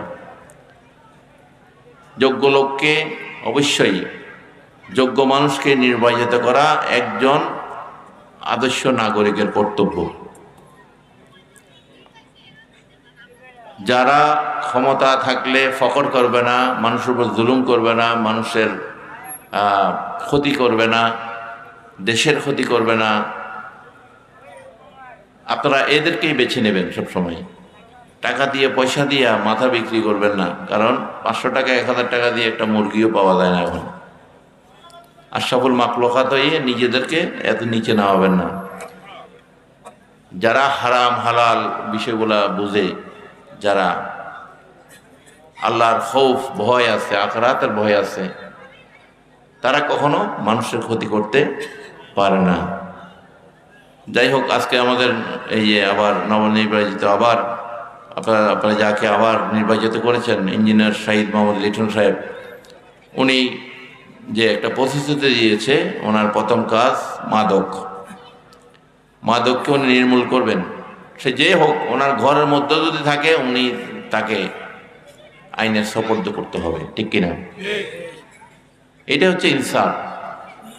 দুনিয়াতে যদি ইনসাফ কায়েম না হয়, তাহলে আল্লাহর গজবগুলো আরো বেশি আসবে, ঠিক কিনা? আমরা যাই করি, আমরা আল্লাহর খৌফ আমাদের অন্তরে থাকতে হবে, আখিরাতের ভয়। এগুলো থেকে আপনি কবর আযাব, এগুলো থেকে মাপ পাওয়ার কোনো উপায় নাই। স্বল্প সময়ের দুনিয়া। আমি যে মইনিয়া যুব ফোরাম গঠন করেছি, যারা একটা আন্তর্জাতিক পুরস্কার পেয়েছে, ওআইসি ইসলামী যে সংস্থা, ওআইসি থেকে তারা আন্তর্জাতিক একটা পুরস্কার পেয়েছে, এবং জাতীয় একটা পুরস্কার শেখ হাসিনা ভলান্টিয়ার অ্যাওয়ার্ড 2021 তারা পেয়েছে। সারা পৃথিবীর 86টা দেশের 7,500 প্রতিষ্ঠানের মধ্যে তারা দ্বিতীয় হয়েছে, সুবহানাল্লাহ। এটা আমাদের তরিকতের জমিনের ইসলামী সংগঠনের মধ্যে থেকে এই পুরস্কার লাভের মাধ্যমে একটা বিপ্লব আমরা করে দেখাচ্ছি, যে ইসলামের পক্ষে বা তরিকতের পক্ষে যে সংগঠনগুলা, এরাও দেশের কাজে, সমাজের, পরিবেশের প্রতিটা ক্ষেত্রে তারাও পিছিয়ে নাই, ঠিক কিনা? সঠিকভাবে যদি এই সমস্ত আল্লাহওয়ালাদের, আল্লাহর ভয় যাদের আছে, নবীর মহব্বত যাদের আছে, তাদের হাতে যদি দেশের ভার থাকে, তাহলে তারাও পারবে দেশকে সুন্দরভাবে এগিয়ে নিতে, ঠিক কিনা? ইনসাফ কায়েম করা হচ্ছে, সুশাসন প্রতিষ্ঠিত করা, এইটা সবচেয়ে বড় বিষয়। আল্লাহর রহমত নিয়ামত লাভ করতে হলে আপনাকে আপনার দেশে সুশাসন, ইনসাফ কায়েম করতে হবে। ইকুয়ালিটি এটা ভিন্ন বিষয়, যার যতটুকু প্রয়োজন তাকে আল্লাহ দিচ্ছে না, সেটাও রাষ্ট্রীয়ভাবে সেটার দিকেও খেয়াল রাখা দরকার। সবাইকে সমানভাবে দেওয়ার নাম ইকুয়ালিটি না। ইকুয়ালিটি হচ্ছে যার যতটুকু প্রয়োজন তাকে অতটুকু দেওয়া। তো এই যে সাম্য প্রতিষ্ঠিত করা, শান্তি সম্প্রীতি, এগুলা আল্লাহ নিজেই অসাম্প্রদায়িক চেতনায় বিশ্বাসী, সুবহানাল্লাহ বলেন। বিভিন্ন ধর্ম যে পৃথিবীতে আছে, এটাও আল্লাহর ইচ্ছার কারণে। ঠিক কিনা? নাকি এই বাগানটা আল্লাহ সাজিয়ে রাখছে, আল্লাহ আলম, আল্লাহ কেন রাখছে এটা আল্লাহ ভালো জানে। আমাদেরকে যেটা দায়িত্ব দিয়েছে, আমরা আমাদের দায়িত্ব পালন করাটা হচ্ছে আমাদের কাজ। অন্য ধর্মকে কুৎসা না করা, কটূক্তি না করা, এটা আল্লাহর হুকুম আছে। যারা কথার ছলে বা যে কোনো বিষয়ে এই সমস্ত কাজগুলা করেন বা গুজব ছড়ান, ধর্মের মধ্যে বিশৃঙ্খলা সৃষ্টি করেন, এরা, নবী পরিষ্কার হাদিস শরীফে বলেছে, এরা আমার উম্মত না। যারা সাম্প্রদায়িক দাঙ্গা করে, হত্যা করে, এগুলা নিয়ে তারা যারা গোত্রে গোত্রে আহ্বান করে, এরা আমার উম্মতের দলভুক্ত না। তো যারা এগুলা করে, আল্লাহর সন্তুষ্টিও নাই, রসুলের সন্তুষ্টিও নাই, তাহলে কার সন্তুষ্টির জন্য করে? নিশ্চয় তাদের কোনো নেতার সন্তুষ্টির জন্য করে, ঠিক কিনা? এরা প্রকারান্তে আল্লাহ এবং আল্লাহ রসুলের সন্তুষ্টির জন্য এই কাজগুলা করে না। কারণ আল্লাহ কোরআনও মানা করে দিয়েছে, তোমরা ওই যারা অন্য ধর্মের দেবদেবী, এদের বিরুদ্ধে কোনো কটূক্তি করবে না, তাদেরকে কুৎসা করবে না, তাদেরকে গালি দিবে না, তাহলে তারাও তোমার আল্লাহকে নিয়ে গালি করবে। তো এগুলো আল্লাহ কোরআনে সূরা বাকারার মধ্যে কেন দিয়েছেন? সম্প্রীতি যেন নষ্ট না হয়, ঠিক কিনা? আজকে আমাদের দেশে গুজবের মাধ্যমে সম্প্রীতি বিনষ্ট করার চক্রান্ত হচ্ছে। ফেসবুক এমন একটা বিষয়, এখানে এই বর্ণচোররা পর্দার অন্তরালে বিভিন্ন বিষয়গুলা তুলে দিয়ে কিছু যুবক ছেলে পেলেদেরকে প্রভাবিত করে তাদের মাধ্যমে দেশে বিশৃঙ্খলা করছে। মনে রাখতে হবে, এখন প্রশাসন অনেক শক্ত, প্রতিটা থানায় থানায় কিন্তু নজরদারি মেশিন বসানো হয়েছে। কোন থানায়, কোন গ্রামে, কোন ইউনিয়ন থেকে ফেসবুকের এই বিতর্কিত বিষয়গুলা লাইক দেওয়া হচ্ছে, শেয়ার দেওয়া হচ্ছে, এইগুলা ধরা এখন প্রশাসনের জন্য মানে কয়েক মিনিটের বিষয়। ঘরের সামনে চলে আসতে দেরি হবে না। সুতরাং হুদুকে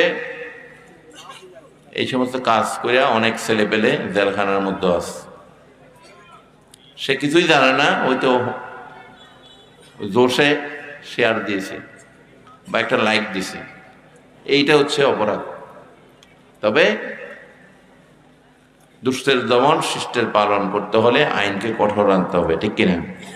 আপনাদের সন্তানদেরকে এই বিষয়ে বলে দিবেন, এই সমস্ত বিতর্কিত ফ্যাসাদ এগুলাকে যেন তারা লাইক শেয়ার কোনো কিছু না দেয়, যেগুলোর কারণে আমাদের দেশ ভালো থাকলে আমরা ভালো থাকব। কোরআনের অবমাননা যারা করে, কিছু আগে কুমিল্লাতে যে ঘটনা হয়েছে সেটার আমরা নিন্দা করি। এই কাজ কোনো ধার্মিকের কাজ না, সে যে ধর্মের হোক না কেন, ঠিক কিনা? কোনো ধর্মের অবমাননা করার অনুমতি ইসলাম আমাদের দেয়নি। মুসলমানদের কাছে অন্য ধর্মের অনুসারীরা সবসময় আমানত হিসাবে ছিল, থাকবে ইনশাল্লাহ। আমাদের বাংলাদেশ সম্প্রীতির দেশ, এটা কোনো রাজনৈতিক দলের প্রতিষ্ঠিত না, এইটা হাজার বছরের ঐতিহ্য আউলিয়া কেরামরা এদেশে প্রতিষ্ঠিত করেছেন। সুবহানাল্লাহ। ভারতে মুসলমানরা 800 বছর শাসন করেছে। যদি জোর করে ধর্মান্তরিত করত, তাহলে একটা হিন্দু সনাতন ধর্মের লোক ভারতে পাওয়া যাইত না। পাওয়া যাইত? সুফিবাদী আদর্শে, আউলিয়া কেরামদের আদর্শে ওই সময় শাসকরা প্রভাবিত ছিল, এই জন্য তারা জোর করে মানুষকে ধর্মান্তরিত করে নেই। যাদের মহব্বত হয়েছে নিজের থেকে ধর্মান্তরিত হয়েছে, ইসলাম গ্রহণ করেছে, ঠিক কিনা? এটা হচ্ছে ইসলামের শাশ্বত বাণী। আমার আল্লাহ এভাবেই ইসলামকে উইলা সাবিলি রাব্বিকা বিল হিকমাতি ওয়াল মাওয়াজিতিল হাসানা, আল্লাহ কোরআনে পরিষ্কার বলেছে, তোমরা রবের পথে মানুষকে আহ্বান করো হিকমতের সহিত, সুন্দর কথাবার্তার মাধ্যমে। সুবহানাল্লাহ। এটা হচ্ছে ইসলামের ডাকার, ইসলামের আনার পদ্ধতি। জোর করিয়া বন্দুক দেখাইয়া বা বোমার ভয় দেখাইয়া, তলোয়ারের ভয় দেখাইয়া ইসলাম প্রতিষ্ঠিত হয়নি, ঠিক কিনা? এদেশেও ইসলাম প্রতিষ্ঠিত হয়েছে আউলিয়া কেরামের অবদানের কারণে। সুবহানাল্লাহ। আজকে সব ধর্মের মানুষের মিলন এই দেশে, এটা প্রতিষ্ঠা করে গেছে আউলিয়া কেরামরা। সুবহানাল্লাহ বলেন। এটাকে যারা বিনষ্ট করতে চায় তারা ইসলামের পক্ষের লোক না, তারা আমার নবীর মদিনার সনদের আলোকে তারা চলে না, ঠিক কিনা? আমার নবী মদিনাতে যে রাষ্ট্র গঠন করেছেন, উনি কি শুধু নামাজ আর জায় নামাজ নিয়ে খালি ঘুরছেন, খুতবা পড়ছেন? উনি শুধু এই কাজ করছেন? আমাদের হুজুররা যেভাবে করে, পানি পড়া, ফু, নামাজ আর খুতবা, হ্যাঁ, উনি কি এগুলা করছেন? এগুলা করে উনি জীবন পরিচালনা করছেন শুধু? কখনো না। ওনাকে কেন উসওয়াতুল হাসানা বলা হচ্ছে? আমার আল্লাহ পাক কেন বলেছেন উত্তম আদর্শ? পৃথিবীতে সর্বশ্রেষ্ঠ আদর্শের জনক হচ্ছে উনি, সুবহানাল্লাহ। উনি যুব বয়সে মাদক নিয়ন্ত্রণ করেছেন, মানুষকে নেশা মুক্ত করা, যুবকদেরকে খারাপ পথ থেকে ফিরিয়ে আনা, হিলফুল ফুজুল নামে একটা সংগঠন করেছেন। ওনাকে আল আমিন উপাধি দেওয়া হয়েছে ওই সময়। উনি আরবদের মধ্যে যত মারামারি কাটাকাটি এগুলাকে উনি মিটিয়ে দিতেন, সুবহানাল্লাহ বলুন। এই যে হযরত আসওয়াদ পাথরটা কে লাগাবে এটা নিয়ে যে মারামারি গোত্রে গোত্রে, সেটাও উনি সমাধা দিয়েছেন, সুবহানাল্লাহ বলুন। এভাবে অনেক আগে থেকে ওনার আদর্শ প্রতিষ্ঠিত করে গেছেন, সুবহানাল্লাহ বলুন। উনি একজন রাষ্ট্রনায়ক ছিলেন, একজন শাসক ছিলেন মুসলিম রাষ্ট্রের। উনি যুদ্ধ করেছেন। হি ওয়াজ এ গ্রেট ফাইটার। উনি একজন প্রখ্যাত যোদ্ধা ছিলেন, যুদ্ধের নেতৃত্ব দিয়েছেন উনি। যুদ্ধ করতে গিয়ে ওনার দন্তন মোবারক শহীদ হয়েছে। উনি একটা রাষ্ট্র পরিচালনা করেছেন, খাদ্যনীতি, শিক্ষানীতি থেকে শুরু করে পররাষ্ট্রনীতি। একটা রাষ্ট্রের যত নীতি আছে সব ধর্মের মানুষকে নিয়ে তাদের নিরাপত্তা থেকে শুরু করে সমস্ত কিছু উনি প্রণয়ন করে গেছেন, আলহামদুলিল্লাহ বলেন, নাকি না? উনি তো আমাদের জন্য উত্তম আদর্শ। যারা বলে যে হুজুররা খালি নামাজ পড়াবে আর কোনো কিছু করার দরকার নেই, কেন? আমার নবী যদি দেশ পরিচালনা করতে পারে, দেশের সমাজের পরিবর্তন আনতে পারে, যারা আলেম সমাজ, ওলামায়ে কেরাম, পীর মাশায়েখ, তাদেরকেও দেশের কাজে হাত লাগাইতে হবে, ঠিক কিনা? দেশ সমাজ পরিবর্তনে তাদের ভূমিকা আছে কিনা? এগুলা যদি তারা ঠিকভাবে এগুলাতে মনোনিবেশ করে, সমাজের এই অধপতন রোকা সম্ভব হবে। কারণ আলেম সমাজের, পীর মাশায়েখদের কথা মানুষ যেভাবে গুরুত্ব সহকারে রিসিভ করে, অন্য কোনো নেতাদের কথা তারা গুরুত্ব দেয় না, ঠিক কিনা? তো এই বিষয়ে আমি ওলামায়ে কেরামদের, পীর মাশায়েখদেরকে আমি আহ্বান জানাবো যে দেশের এই কঠিন সময়ে, পৃথিবীর এই কঠিন সময়ে, যেখানে মহামারীর কারণে প্রতিদিন হাজার হাজার মানুষ সর্বশান্ত হচ্ছে, মানুষের এই যে অস্থিরতা, এটাকে আলেম সমাজরা পারে তাদের প্রভাবের মাধ্যমে সমাজের মধ্যে স্থিতিশীলতা, মানুষের মধ্যে, মনের মধ্যে শান্তি প্রতিষ্ঠিত করে দেওয়া, ঠিক কিনা? মাদক, নেশা, সন্ত্রাস, জঙ্গিবাদ, যৌতুক, সুদ, ঘুষ, হারাম কাজগুলা, ওয়াহারামার রিবা, যেটা আল্লাহ পাক হারাম করেছে ওই হারাম থেকে দূরে থাকতে হবে।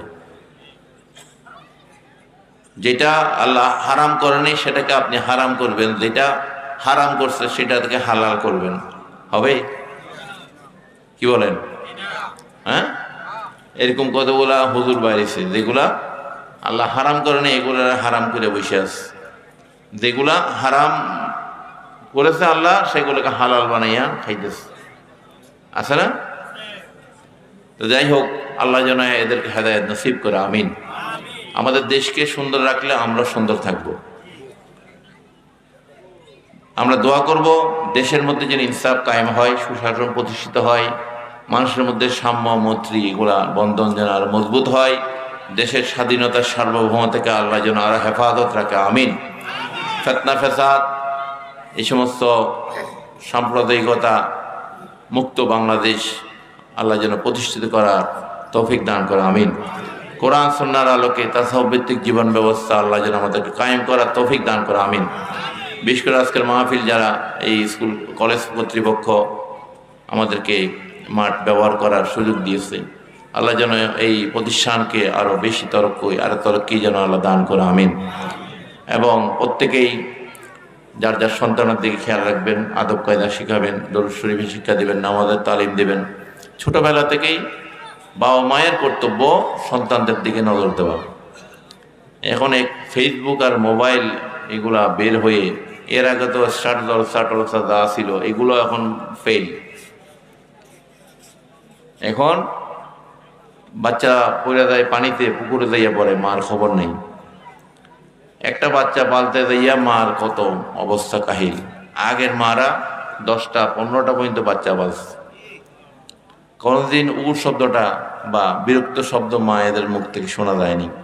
আর এখন একটারে পালতে যাইয়া প্যাম্পাস ট্যাম্পাস এত কিছু লাগাইয়া দিও, হ্যাঁ, তারপরে কয় বাচ্চার জ্বালায় বাঁচি না। যদি আল্লাহ না দিত তখন বুঝতার জ্বালাটা আর কত বেশি কঠিন হইত, ঠিক কিনা? যার নাই তারাই বুঝে, ঠিক কিনা? এই জন্য আল্লাহর নেয়ামত, প্রত্যেকের সন্তান সদকায়ে জারিয়া, তাদের ভালো কাজগুলা তাদেরকে যদি আল্লাহর গোলাম ইনসানে কামেল করে রেখে যান, তাদের ভালো কাজে দুনিয়াতেও আপনি সম্মানিত হবেন, কবরে গেল তাদের ভালো কাজের ফলগুলো আপনার কবরে যাবে। নেক্সট সন্তান রেখে যাওয়া অনেক কপাল, অনেক ভাগ্যের ব্যাপার। এই জন্য ছেলে মেয়েদেরকে ছোটবেলা থেকে 6-7 বছর থেকেই আদব কায়দা, মানবিক গুণাবলী, এই যে কলেজের সার্টিফিকেট দিয়ে কোনো লাভ হবে না, এটা দিয়ে সে চাকরি করতে পারবে, কিন্তু মানুষ হওয়ার জন্য যেটা দরকার সেটা বাবা মাকে দিতে হবে। সরকারের কাছে আমাদের আহ্বান, নৈতিকতার বিষয়ে, আদব কায়দার বিষয়ে আলাদা বিষয় নির্ধারণ করা। বেআদব শিক্ষিত হচ্ছে মূর্খ, আদববান ভালো, ঠিক কিনা? আজকাল কতগুলো বেআদব শিক্ষিত বাড়িছে, বাপ মা এত কষ্ট করে পড়ালেখা করাইয়া বড় চাকরি করে বাপ মারাই ঘর থেকে বাইর করে দেয়, ঠিক মতো বাপ মার দিকে খেয়াল রাখে না। তো এগুলো হচ্ছে বেআদব শিক্ষিত। এরা সার্টিফিকেট দ্বারা শিক্ষিত কিন্তু সুশিক্ষিত না, এরা হচ্ছে বেআদব শিক্ষিত। এই ধরনের কিছু সার্টিফিকেটদারি বেআদব শিক্ষিত আমাদের সমাজে আছে, আছে কিনা? আছে। ভাইয়ে পড়ালেখা করাইছে, বাপ নাই, ভাইয়ের কারণে ভাই সব কিছু তার জন্য ত্যাগ দিয়েছে, অথচ ভাইয়ের দিকে খেয়ালও করে না, এরকমও আছে, আছে না? তো এরা হচ্ছে অকৃতজ্ঞ। এরা এই শিক্ষা তাদেরকে মানুষ করতে পারেনি, তাদেরকে হাইওয়ান বানিয়ে দিয়েছে, ঠিক কিনা? ইনসানিয়তের জায়গায় তাদের মধ্যে হাইওয়ানিয়ত এসে গেছে। তো সুতরাং সন্তানদের দিকে খেয়াল রাখবেন, তাদেরকে আদব কায়দা, দোয়া, মানুষের প্রতি ভালোবাসা, মানবিক গুণাবলী, মানুষের উপকার করা, এইগুলা ভালো মন্দ বিষয়গুলা, এই যে আমাদের যে আকীদার বিষয়গুলা, কোন আকীদাটা আমরা গ্রহণ করতে হবে, কারণ আকীদার সঠিক থাকলে আমাদের ঈমান ঠিক থাকবে, আমাদের আমল কাজে আসবে। এই যে সুন্নি আকীদা বনাম বাতিল আকীদা, বইগুলো আপনারা রাখবেন। এই যে আমাদের দেশে যে ফিতনাবাদী চলছে, বিভিন্ন বাতিল ফেরকা, কাদিয়ানি, রাফিজি, ওহাবি, শিয়া, মুতাজিলা, এইভাবে অসংখ্য আলে হবিশ, লামোজাবি, এরকম অসংখ্য দল উপদল আমাদের আশেপাশে বিচরণ করছে, ঠিক কিনা? যেরকম আমরা বুঝতে পারি না চিনি এবং লবণ বোঝা যায়, অনেকে ভুল করে বইয়ের মধ্যে চিনি রাখলে, এই জন্য বইয়েকে চিনি রাখে না, লবণ রাখে না। অনেকে কি করে চায়ের মধ্যে লবণ দিয়া ভুল করে ফেলে, বলে না, মুখে দিয়া কুলি করে ফালাই দিতে হয়, কারণ দেখতে তো একই, লবণ আর চিনি দেখতে একই না, বোঝা যায়, বোঝা যায় শুধু স্বাদে। তেমনি আমাদের ভিতরেও দাড়ি টুপি, দুব্বা কাব্বা পাগড়ি সবই একই রকম, নামাজ রোজা সব একরকম দেখতে, তো বোঝা যাবে আকীদার কারণে, ঠিক কিনা? বিশ্বাসের কারণে, তার বিশ্বাস আর আমার বিশ্বাস, এটার কারণে বোঝা যাবে কোনটা চিনি কোনটা লবণ, কোনটা সুন্নি কোনটা বাতিল, কোনটা নবীর আশিক কোনটা নবীর দুশমন।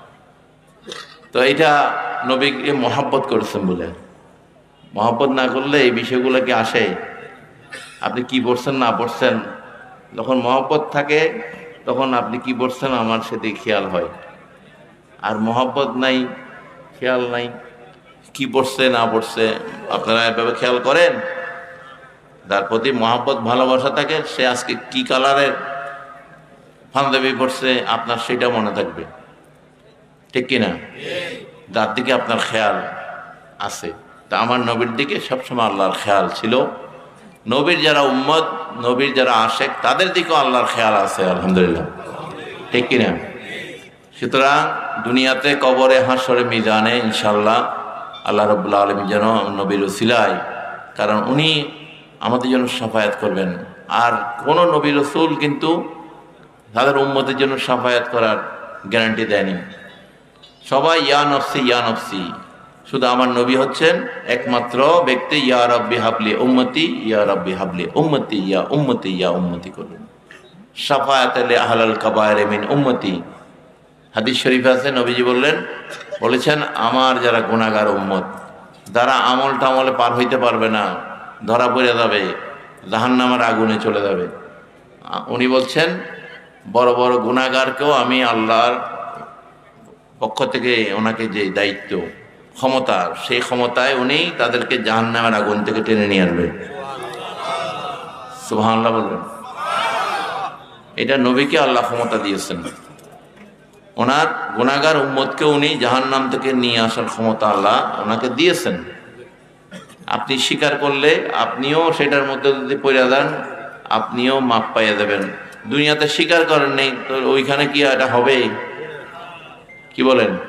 দুনিয়াতে তুমি স্বীকার করো নেই, দুনিয়াতে আপনি যার মহব্বতে থাকবেন হাসরের মাঠে তাদের সাথে উঠবেন। দুনিয়াতে আমাদের সাথে যাদের মহব্বত নেই, হাসরের ময়দানে তাদের সাথে আমাদের দেখা হবে না ইনশাআল্লাহ, ঠিক কিনা? যাদের সাথে মহব্বত থাকবে ইনশাআল্লাহ হাসরের ময়দানে তাদেরকে একসাথে ওঠানো হবে। আল্লাহ পাক কোরআনে আরো বলে দিচ্ছে, ইয়াউমা নাদউ কুল্লা উনাসিম বিইমামিহিম,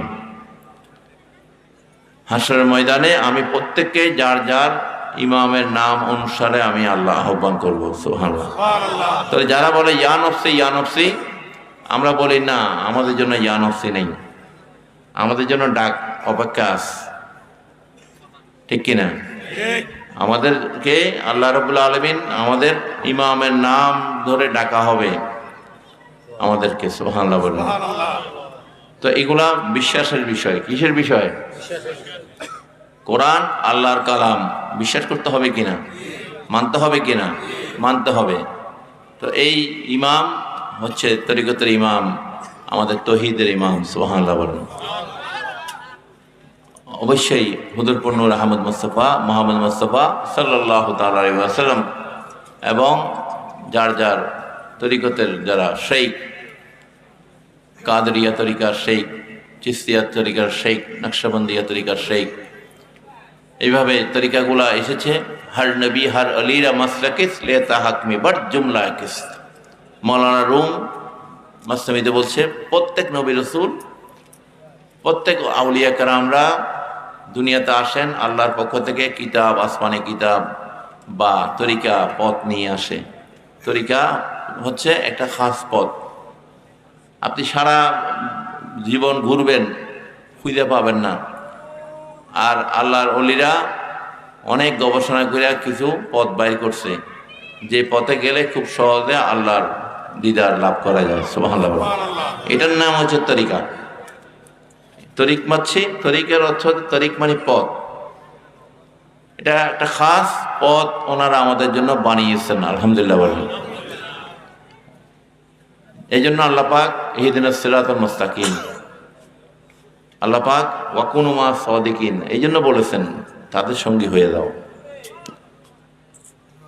আর কতগুলা সারা জীবন গাটি লইলে বদনা লইলে ঘুরে, তারপরে কয় এখনো তো পাইলাম না। আবার কয় যে একটা মাঠে গেলে এক ওয়াক্তে 70 লক্ষ ওয়াক্তের সওয়াব পাওয়া যায়। নাউযুবিল্লাহ। আমার নবী বলেছে মক্কা মুআজ্জামাতে নামাজ আদায় করলে 1 লক্ষ, মসজিদে নববীতে 50,000 আর বাইতুল মুকাদ্দাস হচ্ছে 25,000। এখন এরা 70 লক্ষ পাইয়ে গেছে, নাউজুবিল্লাহ বলেন। এত সওয়াব কই রাখবো? হ্যাঁ, এত সওয়াব রাখার জায়গা আসেনি। তারপরে তো শেষ নাই, খালি ঘুরতেই আছে, কারণ ওই পথ পায়নি। কি পায় নাই? এদের তৃপ্তি নেই। একটা ইবাদত বন্দি করে তৃপ্তি আছে, আছে কিনা? খাইলে যেরকম পেটের একটা তৃপ্তি, আমি খাইছি আর খাইতে পারতাম না, সুস্বাদু হয়েছে, তেমনি ইবাদতের একটা তৃপ্তি আছে, তৃপ্ত হৃদয়। এইটা তরিকতের পথে আছে। সুবহানাল্লাহ বলেন।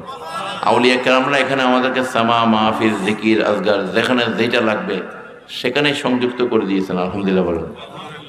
এগুলা অবশ্যই সবগুলা কোরআন হাদিসের আলোকে, কোরআন সুন্নাহর আলোকে এগুলো জায়েজ।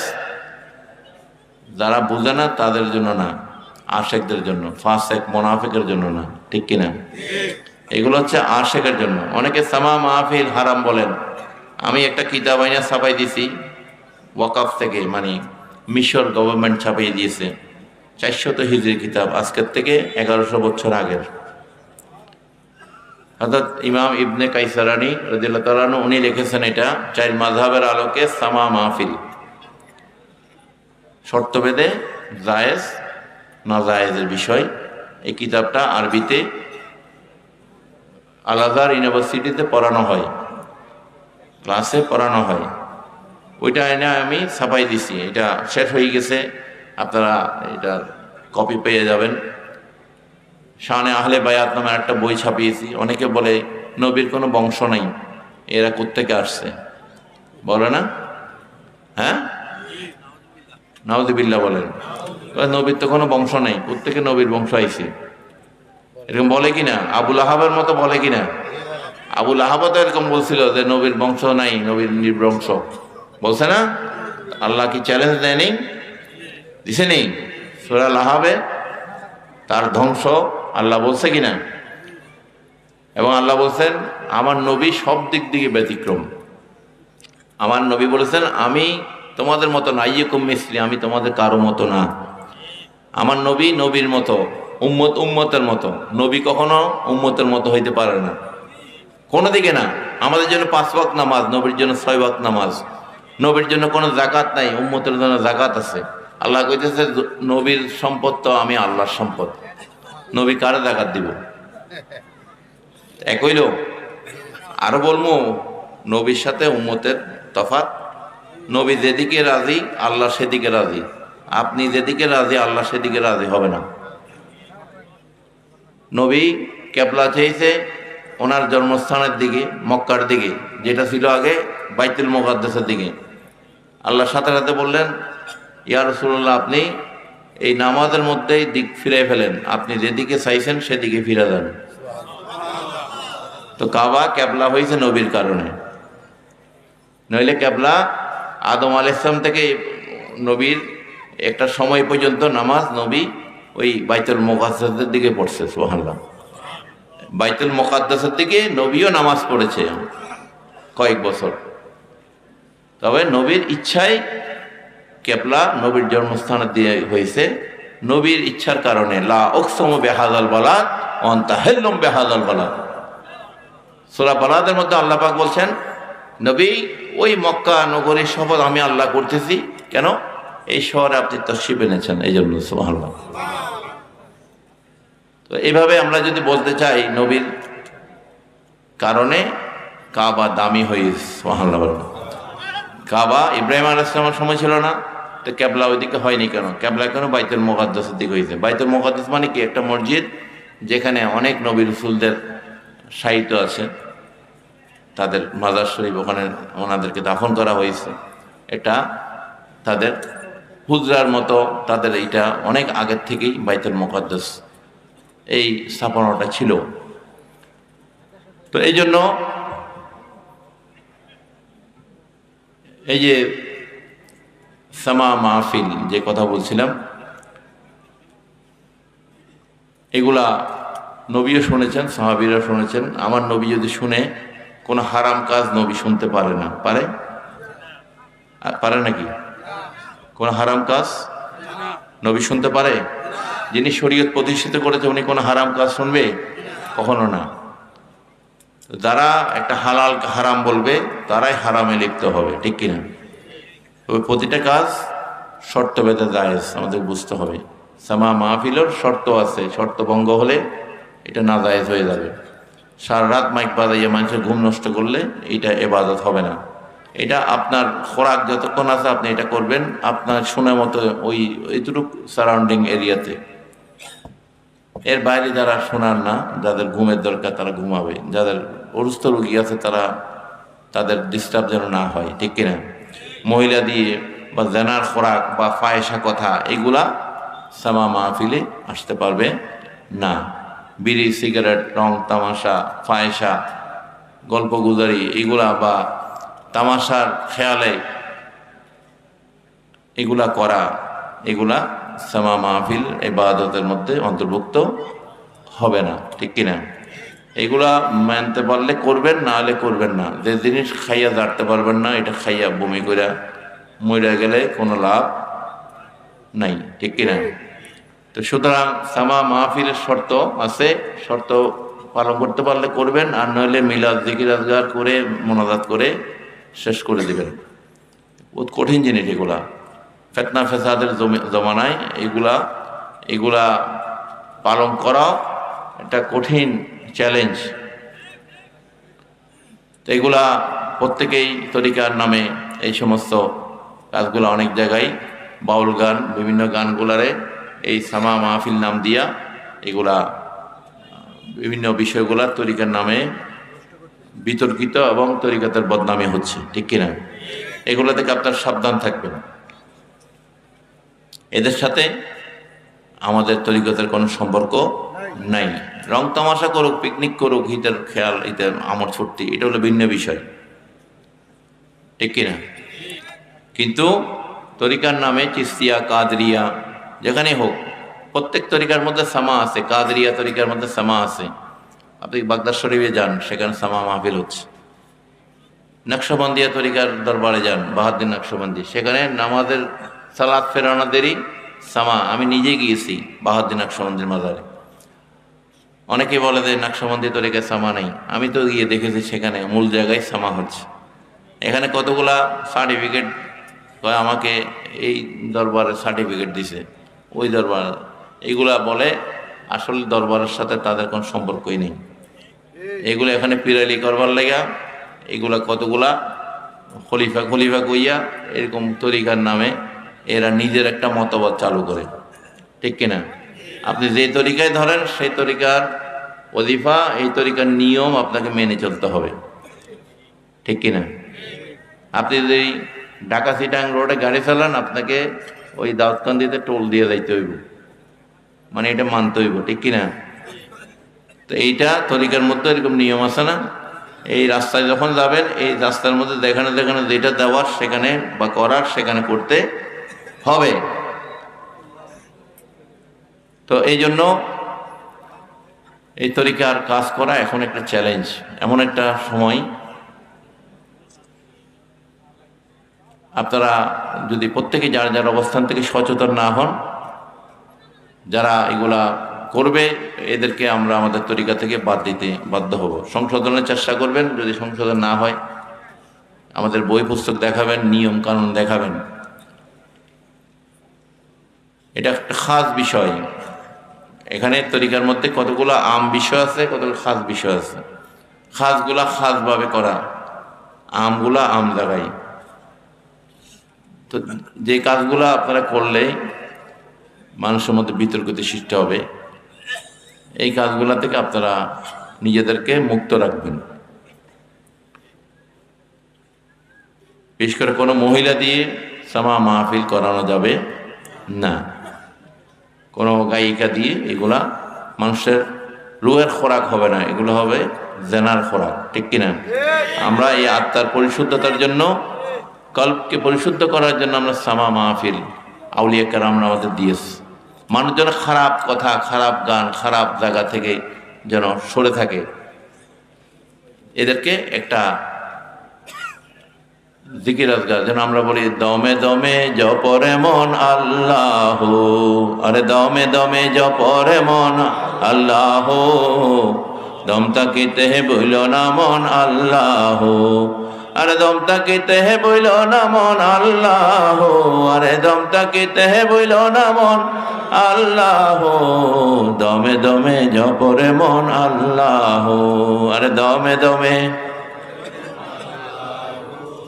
দম তাকিতে বইল না মন। আল্লাহ আমায় কাছে আছে, আল্লাহ আমায় দেখিতেছে, আল্লাহ আমায় কাছে আছে, আল্লাহ আমায় দেখিতেছে, বিশ্বাস রাখি আজ পয় আল্লাহ, আরে বিশ্বাস রাখি আজ পয় আল্লাহ, দমে দমে জপরে মন আল্লাহ, আরে দমে দমে জপরে মন আল্লাহ, দম তাকিতে বইল না মন আল্লাহ।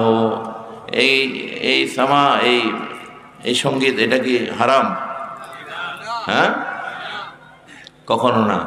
যেখানে আল্লাহ আল্লাহ রসুলের শান, মোহাব্বত, জিকির, স্মরণ, এগুলা কখনো হারাম হইতে পারে না, ঠিক কিনা?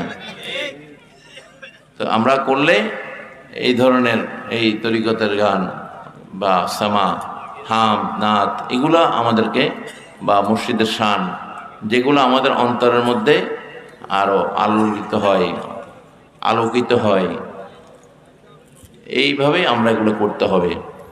এবং আমরা প্রত্যেকেই যেন এইভাবে নিয়ম করে, এগুলা বাজনা ছাড়াও করা যায়।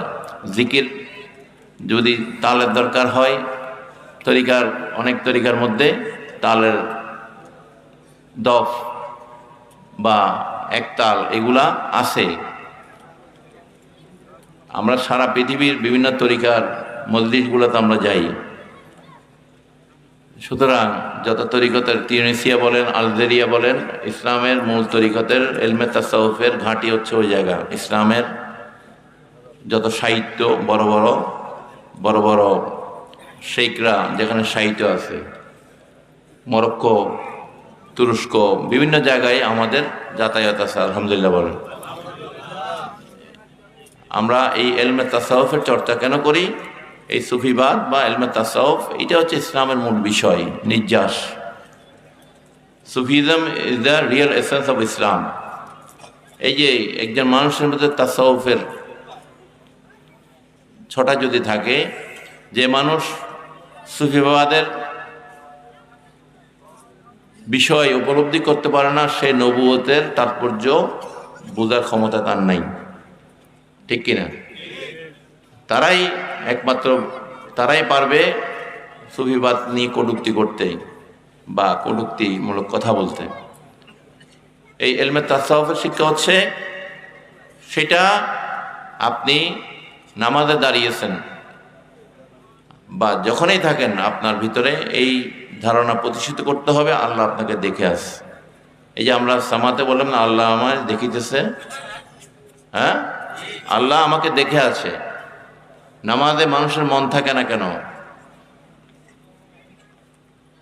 এই নামাজের মধ্যে যে একাগ্রতা দরকার, সেটা মানুষের 99 জনের আছে কিনা আমার সন্দেহ।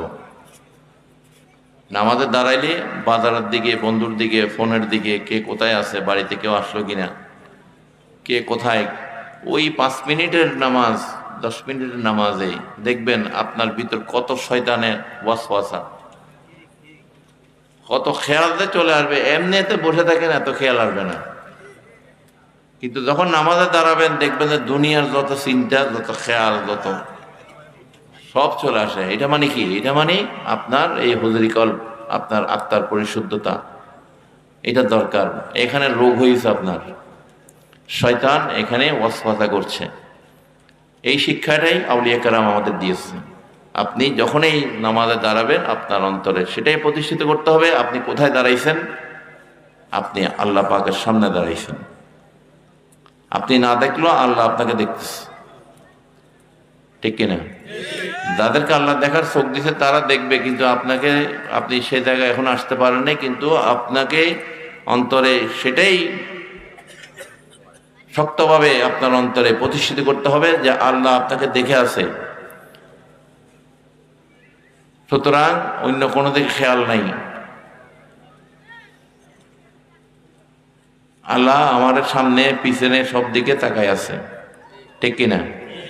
এই যে রুকু করতেছি, সাজদা করতেছি, আমাদের অন্তরে প্রতিষ্ঠিত করতে হবে, আমরা খেয়ালে আনতে হবে যে আমরা এমনি মসজিদের ফ্লোরের মধ্যে সাজদা দিচ্ছি না, আমাদের সেইটাই প্রতিষ্ঠিত করতে হবে যে আল্লাহ পাকের কুদরতি কদমের মধ্যে আমরা সাজদা দিচ্ছি। এইটা যতক্ষণ পর্যন্ত আনতে পারবেন না, নামাজের খেয়াল আসবে না। এটাই আউলিয়া কেরামরা আমাদেরকে, মানুষ তো নামাজ রোজা শিক্ষা করার লাগে ওলিদের দরবারে যায়নি। এটা তো বাপ মা যখন 6-7 বছর হয় তখনই মক্তবে পাঠাইয়া কেমনে নামাজ পড়ে, কেমনে কোরআন পড়ে, কেমনে রোজা রাখবে সেটা শিখায় নাকি? আল্লাহর ওলিদের দরবারে নামাজ রোজা শিখার জন্য যায় না, সেখানে যায় যে নামাজটা কিভাবে কবুল হবে সেটা শেখার জন্য, নামাজটা নিয়ে কিভাবে আল্লাহর পর্যন্ত পৌঁছতে পারবো সেটার জন্য। ওইটা তো মোল্লারা মক্তবে শিক্ষা দেয় ছোটবেলা থেকে, ঠিক কিনা? কিভাবে পড়িবা, কিন্তু এটা পৌঁছানোর সূত্র লাগাইয়ে দেওয়া, রশি লাগাইয়ে দেওয়ার দায়িত্বের জন্য মানুষ আউলিয়া কেরামের দরবারে যায়। সুবহানাল্লাহ। এখান থেকে ইলমে তাসাউফের শিক্ষা যুগে যুগে মানুষ নিয়েছে, কিয়ামত পর্যন্ত নিতে থাকবে আলহামদুলিল্লাহ। তো আল্লাহ পাক যেন আমাদের প্রত্যেককে যেন আউলিয়া কেরামের সহবত এখতিয়ার করার তৌফিক দান করে, আমিন। বিশেষ করে আমাদের মহিনিয়া যুব ফোরামের সাংগঠনিক সাংবাদিক মোহাম্মদ হারুন আজকের অনুষ্ঠানে উপস্থিত হয়েছে আপনাদের এই বামে, যে সে মতলবের অধিবাসী, মতলব থানা। যাই হোক, উনি এসেছেন আজকের মাহফিলতে, ওনাকে ধন্যবাদ। এবং মহিনিয়া যুব ফোরামের যে আন্তর্জাতিক এবং জাতীয় পর্যায়ে স্বীকৃতির জন্য আমরা ওনাকেও মোবারকবাদ জানাচ্ছি। আমরা আশা করব এই এলাকায় যেন মহিনিয়া যুব ফোরামের একটা শক্তিশালী কমিটি গঠনের মাধ্যমে মাদক, নেশা, যৌতুক, সুদ, দুর্নীতি, সমস্ত বেহায়াপনা থেকে যেন যুব সমাজকে তারা যেন মুক্ত রাখতে পারে, সেই কমিটির মাধ্যমে তাদেরকে আল্লাহ পাক এই দেশের জন্য, দিনের জন্য, সমাজের জন্য কাজ করা, তরিকতের জন্য কাজ করা তৌফিক দান করুন, আমিন, আল্লাহুম্মা আমিন। फरियाद रसे तुझ बिन नहीं मौला मेरे फरियाद सुन, फरियाद रसे तुझ बिन नहीं मौला मेरे फरियाद सुन, सुल्तान दी शाह ज़मीन मौला मेरे फरियाद सुन, मकसूद तर मतलूब जा मांगो मह तू सारा जहां, मुश्किल कुशा या रहमानुर रहीम रहमान, मुश्किल कुशा याद दे मौला मेरे फरियाद सुन, अस्सलाम आई नूर चश्मे अंबिया, अस्सलाम आई बादशाह औलिया, फज़ल कर या रब मोहम्मद मुस्तफ़ा के वास्ते, सैयदे कौनैन शाहे अंबिया के वास्ते, या इलाहिल आलमीन ये अर्ज़ हो मेरे कबूल, अस्तज़बहा ज़ादु आए मुस्तफ़ा के वास्ते, दूर कर रंजी दिली है सख्त मुझे को बेकली, उशाये सिद्दीक़ अकबर बसफा के वास्ते, बारगाह आलिम तेरे ये मेरे इल्तिजा, हल मुश्किल हो बहल माश किल कुशा के वास्ते, बुलबुले बागे मदीना कुर्रतुल ऐने रसूल, या नबी बी फातिमा खैरुन्निसा के वास्ते, हर तरफ से फौज गम ने आँख घेरा है मुझे, दे पनाया रब शहीदे करबला के वास्ते, कौने तुझ बिंदा दिया को दे या खुदा, जो दे तरे फरियाद रास जैनुल अबा के वास्ते मूसो का जब तकियो और नकियो अस्करी और इमामे महदी पे रे खुदा के वास्ते या इलाही सब उठा ले दर्द वंदो हो कबोझ उधर गौसल आज़म पिरान पीर दस्तगीर महबूब सुवानी शेख सैयद मीर मोहिउद्दीन अब्दुल कादिर जिलानी रहनुमा के वास्ते हज़रत ख्वाजा खाज़गान सुल्तानुल हिंद गरीब नवाज मईनुद्दीन चिश्ती संजरी रहमतुल्लाह अलैह रहनुमा के वास्ते हज़रत गौसल आज़म शाह अहमदुल्लाह मज भंडारी गौसल आज़म शाह गुलाम रहमान बाव भंडारी उधर गौसल ज़मान सैयदना अबुल बशर मज भंडारी उधर गौसल वरा सैयदना मौलाना मुर्शदना बाबा मोइनुद्दीन अहमद रसानी मज भंडारी रहनुमा के वास्ते औलाद रसूल पीर मुर्शिद रहनुमा के वास्ते अपनार नबी रश्कते अपनार नबी रश्कते मोदेर राखियो आबाद खुदी के मिठाए जनो या अल्लाह पाए जनो अपनार शाद दुयेरी पर्दा उठाए दा मौला या रब्बुल आलमीन दया करी या रहमानुर रहीम दया करी या गफुरुर रहीम दया करी देखा दाओ दीदार दाओ दया करे गो रहमत लिल आलमीन জানা এবং অজানাতে আমরা আপনার দরবারে কত অপরাধী মওলা আজকে এই রহমতের মাহফিলের উসিলায় আমাদের জিন্দেগানি সমস্ত অপরাধ মাফ করে দেন মওলা প্রত্যেকের তওবা কবুল করে নেন মওলা ইয়া রাব্বুল আলামিন ইয়া আল্লাহ আমাদের প্রত্যেকের পিতামাতার আওলাদ ফরজান পরিবার পরিজনের তওবা কবুল করে নেন মওলা ইয়া রাব্বুল আলামিন আপনি আমাদের সকলের মনের খবর জানেন রে মওলা গোলামদের সকলের দিলের খবর রাখেন রে মওলা যে ফরিয়াদ নিয়ে আমরা আপনার দরবারে দুহাত তুলে দিয়েছি রে মওলা কাউকে খালি হাতে ফিরিয়ে দিয়েন না রে মওলা ইয়া রাব্বুল ইজ্জত ইয়া রহমানুর রহিম ইয়া আল্লাহ প্রত্যেকের দিলের তামান্না পূরণ করে দেন মওলা অনেকে অনেক বিমারিতে আছে অনেকের পিতামাতা পরিবার পরিজন আওলাদ ফরজান বিমারিতে আছে আল্লাহ ইয়া রাব্বুল আলামিন আপনার রহমানের নামের সিফতে আল্লাহ প্রত্যেকের বিমারি শিফা দান করুন মওলা ইয়া আল্লাহ প্রত্যেকের রিজিকের মধ্যে বরকত দান করুন প্রত্যেকের হায়াতের মধ্যে বরকত দান করুন খাস করে আল্লাহ ফসলে যারা কৃষি কাজ করছে আল্লাহ তাদের ফসলকে বাড়িয়ে দেন যারা আল্লাহ মৎস্য কাজ করছে আল্লাহ তাদের রিজিকের মধ্যে আরো বরকত বাড়িয়ে দিন ইয়া আল্লাহ যারা ব্যবসা বাণিজ্য করছে আল্লাহ তাদের ব্যবসা বাণিজ্যের মধ্যে তরক্কি দান করুন যারা চাকরি করছে আল্লাহ চাকরির মধ্যে আল্লাহ তরক্কি দান করুন ইয়া আল্লাহ প্রত্যেকের অভাব দূর করে দেন ইয়া আল্লাহ প্রত্যেকে যার যার পিতামাতার সন্তুষ্টি আদায় করার ব্যবস্থা করে দেন পিতামাতার খেদমত করা তাদের ব্যবস্থা করে দেন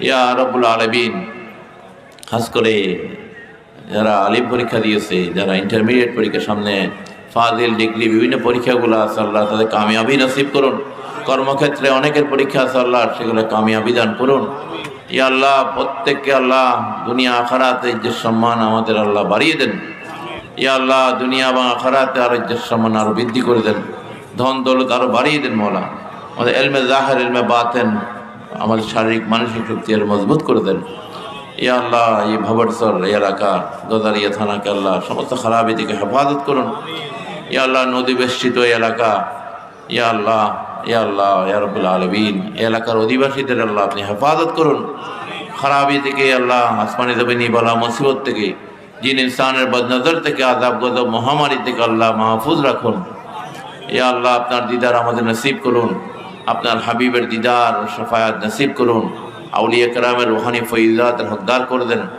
ইয়া রাব্বুল আলামিন ইয়া আল্লাহ ইয়া রহমান এলাকায় যত কবরবাসী আছে আল্লাহ যাদের পিতামাতা মুরব্বীরা কবরবাসী হয়ে গেছে মরহুম আব্দুর রশিদ ঢালি সহ আল্লাহ যারা ইয়া আল্লাহ এই এলাকা আপনার গোলাম যারা শাহিদ আছে তাদের কবর আযাব মাফ করে দেন তাদেরকে জান্নাত আল্লাহ দরজা নসিব করুন ইয়া রাব্বুল আলামিন ইয়া রাব্বুল আলামিন অনেক ফরিয়াদ নিয়ে হাজির হয়েছে আল্লাহ প্রত্যেকের দিলের তামান্না পূরণ করে দেন খাস করে ইঞ্জিনিয়ার শহীদ মোহাম্মদ রিটন সাহেব আল্লাহ তাকেও দেশের মানুষের এলাকার খেদমত করা তৌফিক আদায় করুন যারা আরও প্রতিনিধি নির্বাচিত হয়েছে আল্লাহ তাদেরকে আল্লাহ এই এলাকার কাজ করার তৌফিক আদায়াত করুন। ওলামায়ে কেরাম পীর মাশায়েখদেরকে দেশের মানুষের দ্বীনের তরিকতের সমাজের খেদমত করার তৌফিক আদায়াত করুন। ইয়া আল্লাহ মাদক নেশা সন্ত্রাস জঙ্গিবাদ যৌতুক সুদ ঘুষ সমস্ত হারাম কাজগুলো থেকে মাওলা আমাদের হেফাজত করুন, আমাদের দেশের মানুষকে হেফাজত করুন। খাস করে বাংলাদেশের সমৃদ্ধি কল্যাণ আরও বাড়িয়ে দেন, এ দেশের মানুষের গরিবি দূর করে দেন। ইয়া আল্লাহ ইয়া রাব্বুল আলামিন, ইয়া আল্লাহ ইয়া রাব্বুল আলামিন, প্রবাসে অনেকেরই মুরব্বীরা আছে, আওলাদ ফরজান আছে, বিদেশে আকামার সমস্যা কাগজপত্র বিভিন্ন কামাই রুজির সমস্যা, মালিক এগুলা সমস্যার সমাধান করে আল্লাহ তাদের কামাই রুজির বরকত দিয়ে আল্লাহ দেশে আসার তাদের ব্যবস্থা করে দেন। ইয়া আল্লাহ তাদের পরিবার পরিজনকে দেশের মধ্যে মাহফুজ রাখুন। অনেকে যাওয়ার আশা করেছে, আল্লাহ যাওয়ার ব্যবস্থা করে দেন। ইয়া রাব্বুল আলামিন, ইয়া আল্লাহ খাস করে আল্লাহ আপনার গোলাম হিসেবে আমাদের কবুল করে নেন, আমাদের নামাজ কবুল করে নেন। মালিক আপনাদের জিকির আজগার রুকু সিজদা কবুল করে নেন। ইয়া আল্লাহ দরুদ মিলাদ কবুল করে নেন। ইয়া আল্লাহ ইয়া রাব্বুল আলামিন, আপনি দয়া করে যে কবুল না করেন বান্দাদের কোনো উপায় নেই। जन्नत दोजख से या रब में क्या करो, जन्नत दोजख से या रब में क्या करो, आरज़ू है मैं तुझे देखा करो। मालिक আমরা তো আপনার দিদারের মোহতাজ, মালিক ইয়া রহমান, আমরা তো কোনো কিছুর লোভে লোভায়িত হয়ে ইবাদত বন্দেগী করি না, শুধু আপনার দিদার, আপনি আমাদেরকে গোলাম হিসেবে কবুল করে নেন। ইয়া আল্লাহ আমাদের তওবা কবুল করে নেন, আমাদের অপরাধ ক্ষমা করে দেন। ইয়া আল্লাহ আপনার রহমত নিয়ে আমাদের হকদার করে দেন। ইয়া আল্লাহ ইসলামের খেদমত করার আমাদের তৌফিক আদায়াত করুন। ইয়া রাব্বুল আলামিন, ইয়া আল্লাহ প্রত্যেকের অভাব দূর করে দেন। ইয়া রাব্বুল আলামিন, ইয়া আল্লাহ এই মাহফিল যারা আর্থিক কায়িকভাবে শরিক হয়েছে, ইয়া আল্লাহ বিভিন্ন সহযোগিতা করেছে, আল্লাহ বেহিসাব রহমতের হকদার করে দেন। দিন ও দুনিয়া দুজাহানে সরফরাজি দান করুন। খাস করে কলেজ কর্তৃপক্ষ যারা এই মাঠের অনুমতি দিয়েছে, এলাকার প্রশাসন, পুলিশ প্রশাসন সহ ইউনিয়ন পরিষদের প্রশাসন সহ যারা এই মাহফিলের সহযোগিতা করেছে, আল্লাহ আমাদের স্বেচ্ছাসেবক সহ যারা এলাকাবাসী তাদের প্রত্যেককে আল্লাহ কবুল করে নেন। ইয়া আল্লাহ দ্বীনের খেদমতে, দেশের খেদমতে, সমাজের খেদমতে তাদের কবুল করে নেন। ইয়া আল্লাহ খাস করে খলিফা হাজী মোহাম্মদ হাসান রহমাতুল্লাহ তার সুস্থতা দান করুন। ইয়া আল্লাহ তার ব্যবসা বাণিজ্যে আরো বরকত দান করুন। ইয়া আল্লাহ তাদেরকে আল্লাহ আপনাদের পরিবার পরিজনকে আল্লাহ মাহফুজ রাখুন। ইয়া আল্লাহ প্রত্যেকের পারিবারিক সুখ শান্তি কল্যাণ আরো বাড়িয়ে দেন। ইয়া আল্লাহ সমস্ত বেয়াদবি থেকে, বেঈমানি থেকে, মুনাফিকি থেকে, ইয়া আল্লাহ সমস্ত খারাপি থেকে আল্লাহ আমাদের আওলাদ ফরজান, আমাদের পরিবার পরিজনকে আল্লাহ হেফাজত করুন। ইয়া রাব্বুল আলামিন, ইয়া আল্লাহ খাস করে মুসলমানদের মধ্যে ইত্তেফাক পয়দা করে দেন, সমস্ত ফিতনা ফাসাদ আমাদের থেকে দূর করে দেন। ইয়া আল্লাহ ইয়া রাব্বুল আলামিন, ইয়া আল্লাহ মুসলমানদের মধ্যে আল্লাহ ইত্তেফাক আপনি আর মজবুত করে দেন। সারা বিশ্বের মুসলমানদেরকে আল্লাহ আপনি হেফাজত করুন। ইয়া আল্লাহ ফিলিস্তিনের মুসলমানদের হেফাজত করুন, ভারতের মুসলমান, চীনের মুসলমান, ইয়া আল্লাহ এভাবে বিশ্বের বিভিন্ন জায়গায় জায়গায় মুসলমানরা নির্যাতিত হচ্ছে, মুসলমানরা শরণার্থী শিবিরে এই কঠিন শীতের মধ্যে আল্লাহ মানবতার জীবনযাপন করছে। আল্লাহ ইয়া আল্লাহ তাদেরকে প্রত্যেককেই বার্মার মুসলমানদের ইয়া আল্লাহ তাদেরকে যার যার বাড়িতে যার যার আবাসে ফিরে যাওয়ার ব্যবস্থা করে দেন, শরণার্থী জীবন তাদের অবসান করে দেন। মওলা ইয়া আল্লাহ আপনার হাবিবের উসিলায়, রহমতুল্লাহ আলমের উসিলায় ইয়া আল্লাহ মুসলমানদের ইমানি শক্তি আর মজবুত করে দেন। ইয়া আল্লাহ দেশকে দেশের সমাজের খেদমত করার ইয়া আল্লাহ ভালোবাসার আমাদের তৌফিক আদায়াত করুন। রব্বানা তাকাব্বাল মিন্না ইন্নাকা আস-সামিউল আলিম ওয়া তুব আলাইনা ইন্নাকা আত-তাওয়াবুর রহিম। রব্বানা লা তুযিগ কুলুবানা বাদা ইয হাদাইতানা ওয়া হাব লানা মিন লাদুনকা রাহমাতান ইন্নাকা আনতাল ওয়াহ্হাব। খাস করে মওলা এখানে যে মাদ্রাসা কাদরিয়া তৈবিয়া হাফিজিয়া মাদ্রাসা, আলিয়া মাদ্রাসা, ইয়া আল্লাহ মইনিয়া সাইফিয়া, সোনিয়া মাদ্রাসা, হাফিজিয়া মাদ্রাসা, এগুলাকে আল্লাহ কবুল করে নেন। ইয়া আল্লাহ এগুলাকে আর তরক্কি দান করুন। ইয়া আল্লাহ দ্বীনি খেদমত সুন্নি প্রতিষ্ঠানগুলোকে আরো মজবুতি দান করুন। ইয়া রাব্বুল আলামিন, ইয়া আল্লাহ প্রত্যেককেই ইয়া আল্লাহ আহলে সুন্নাত ওয়াল জামাতের আকীদা মোতাবেক চলার তৌফিক আদায় করুন। ইয়া আল্লাহ মাযহাবের শক্তিকে আরো মজবুত করে দেন, তরিকতের শক্তিকে আরো মজবুত করে দেন। সাল্লাল্লাহু তাআলা খায়রে খালকিন ওয়া রাশিদ আজমাইন। খাস করে যে তাবারুকা হয়েছে, তাবারুকান ফাতিহা খানি আল্লাহ এটা কবুল করে নেন। ইয়া আল্লাহ আপনার হাবিবের সোনার মদিনার মধ্যে এটা বকশিস করে দেন। সমস্ত আহলে বাইতে রসুলের দরবারে সাহাবায়ে কেরাম আজমাইন সহ সমস্ত ইয়া আল্লাহ সমস্ত আপনার মুহসিনিন বান্দাদের আউলিয়া কেরামদের দরবার পাকে মযহাবের ইমামদের দরবার পাকে আল্লাহ বকশিস করে দেন। আজকালে কাদরিয়া বাগদাদ শরীফের দরবারে আল্লাহ হযরত সৈয়দনা আব্দুল কাদের জিলানীর দরবার পাকে ইয়া আল্লাহ খাজা গরিবে নওয়াজের দরবার পাকে সহ বাংলার জমিনে যত আউলিয়া কেরাম শাহজালাল ইয়ামানী রহমতুল্লাহ আলাইহি থেকে শুরু করে যারা শাহিদ আছে এই বাংলার জমিনে আল্লাহ তাদের ইয়া আল্লাহ দরবারে পৌঁছে দেন। আজকাল গৌসুল আজম এই ভান্ডারী মসজিদের দরবারে পৌঁছে দেন। সূরা ফাতিহা শরীফ পড়ুন আমার সাথে। বিসমিল্লাহির রহমানির রহিম আলহামদুলিল্লাহি রাব্বিল আলামিন আর রহমানির রহিম মালিক ইয়াউমিদ্দিন ইয়্যাকা না'বুদু ওয়া ইয়্যাকা নাস্তাঈন ইহদিনাস সিরাতাল মুস্তাকিম সিরাতাল লাযীনা আন'আমতা আলাইহিম গায়রিল মাগদুবি আলাইহিম ওয়ালাদ-দাল্লিন আমিন। ওয়াসাল্লাল্লাহু তাআলা খায়রে খালকিন ওয়া আজমাইন বাইজুদে কালমায়ে তাইয়্যিবা লা ইলাহা ইল্লাল্লাহু মুহাম্মাদুর রাসূলুল্লাহ সাল্লাল্লাহু তাআলা আলাইহি ওয়াসাল্লাম। আসসালামু আলাইকুম ওয়া রাহমাতুল্লাহি ওয়া বারাকাতুহু। শনিবার সময় গেছিলাম এবার গেছে সময় গেছিলাম।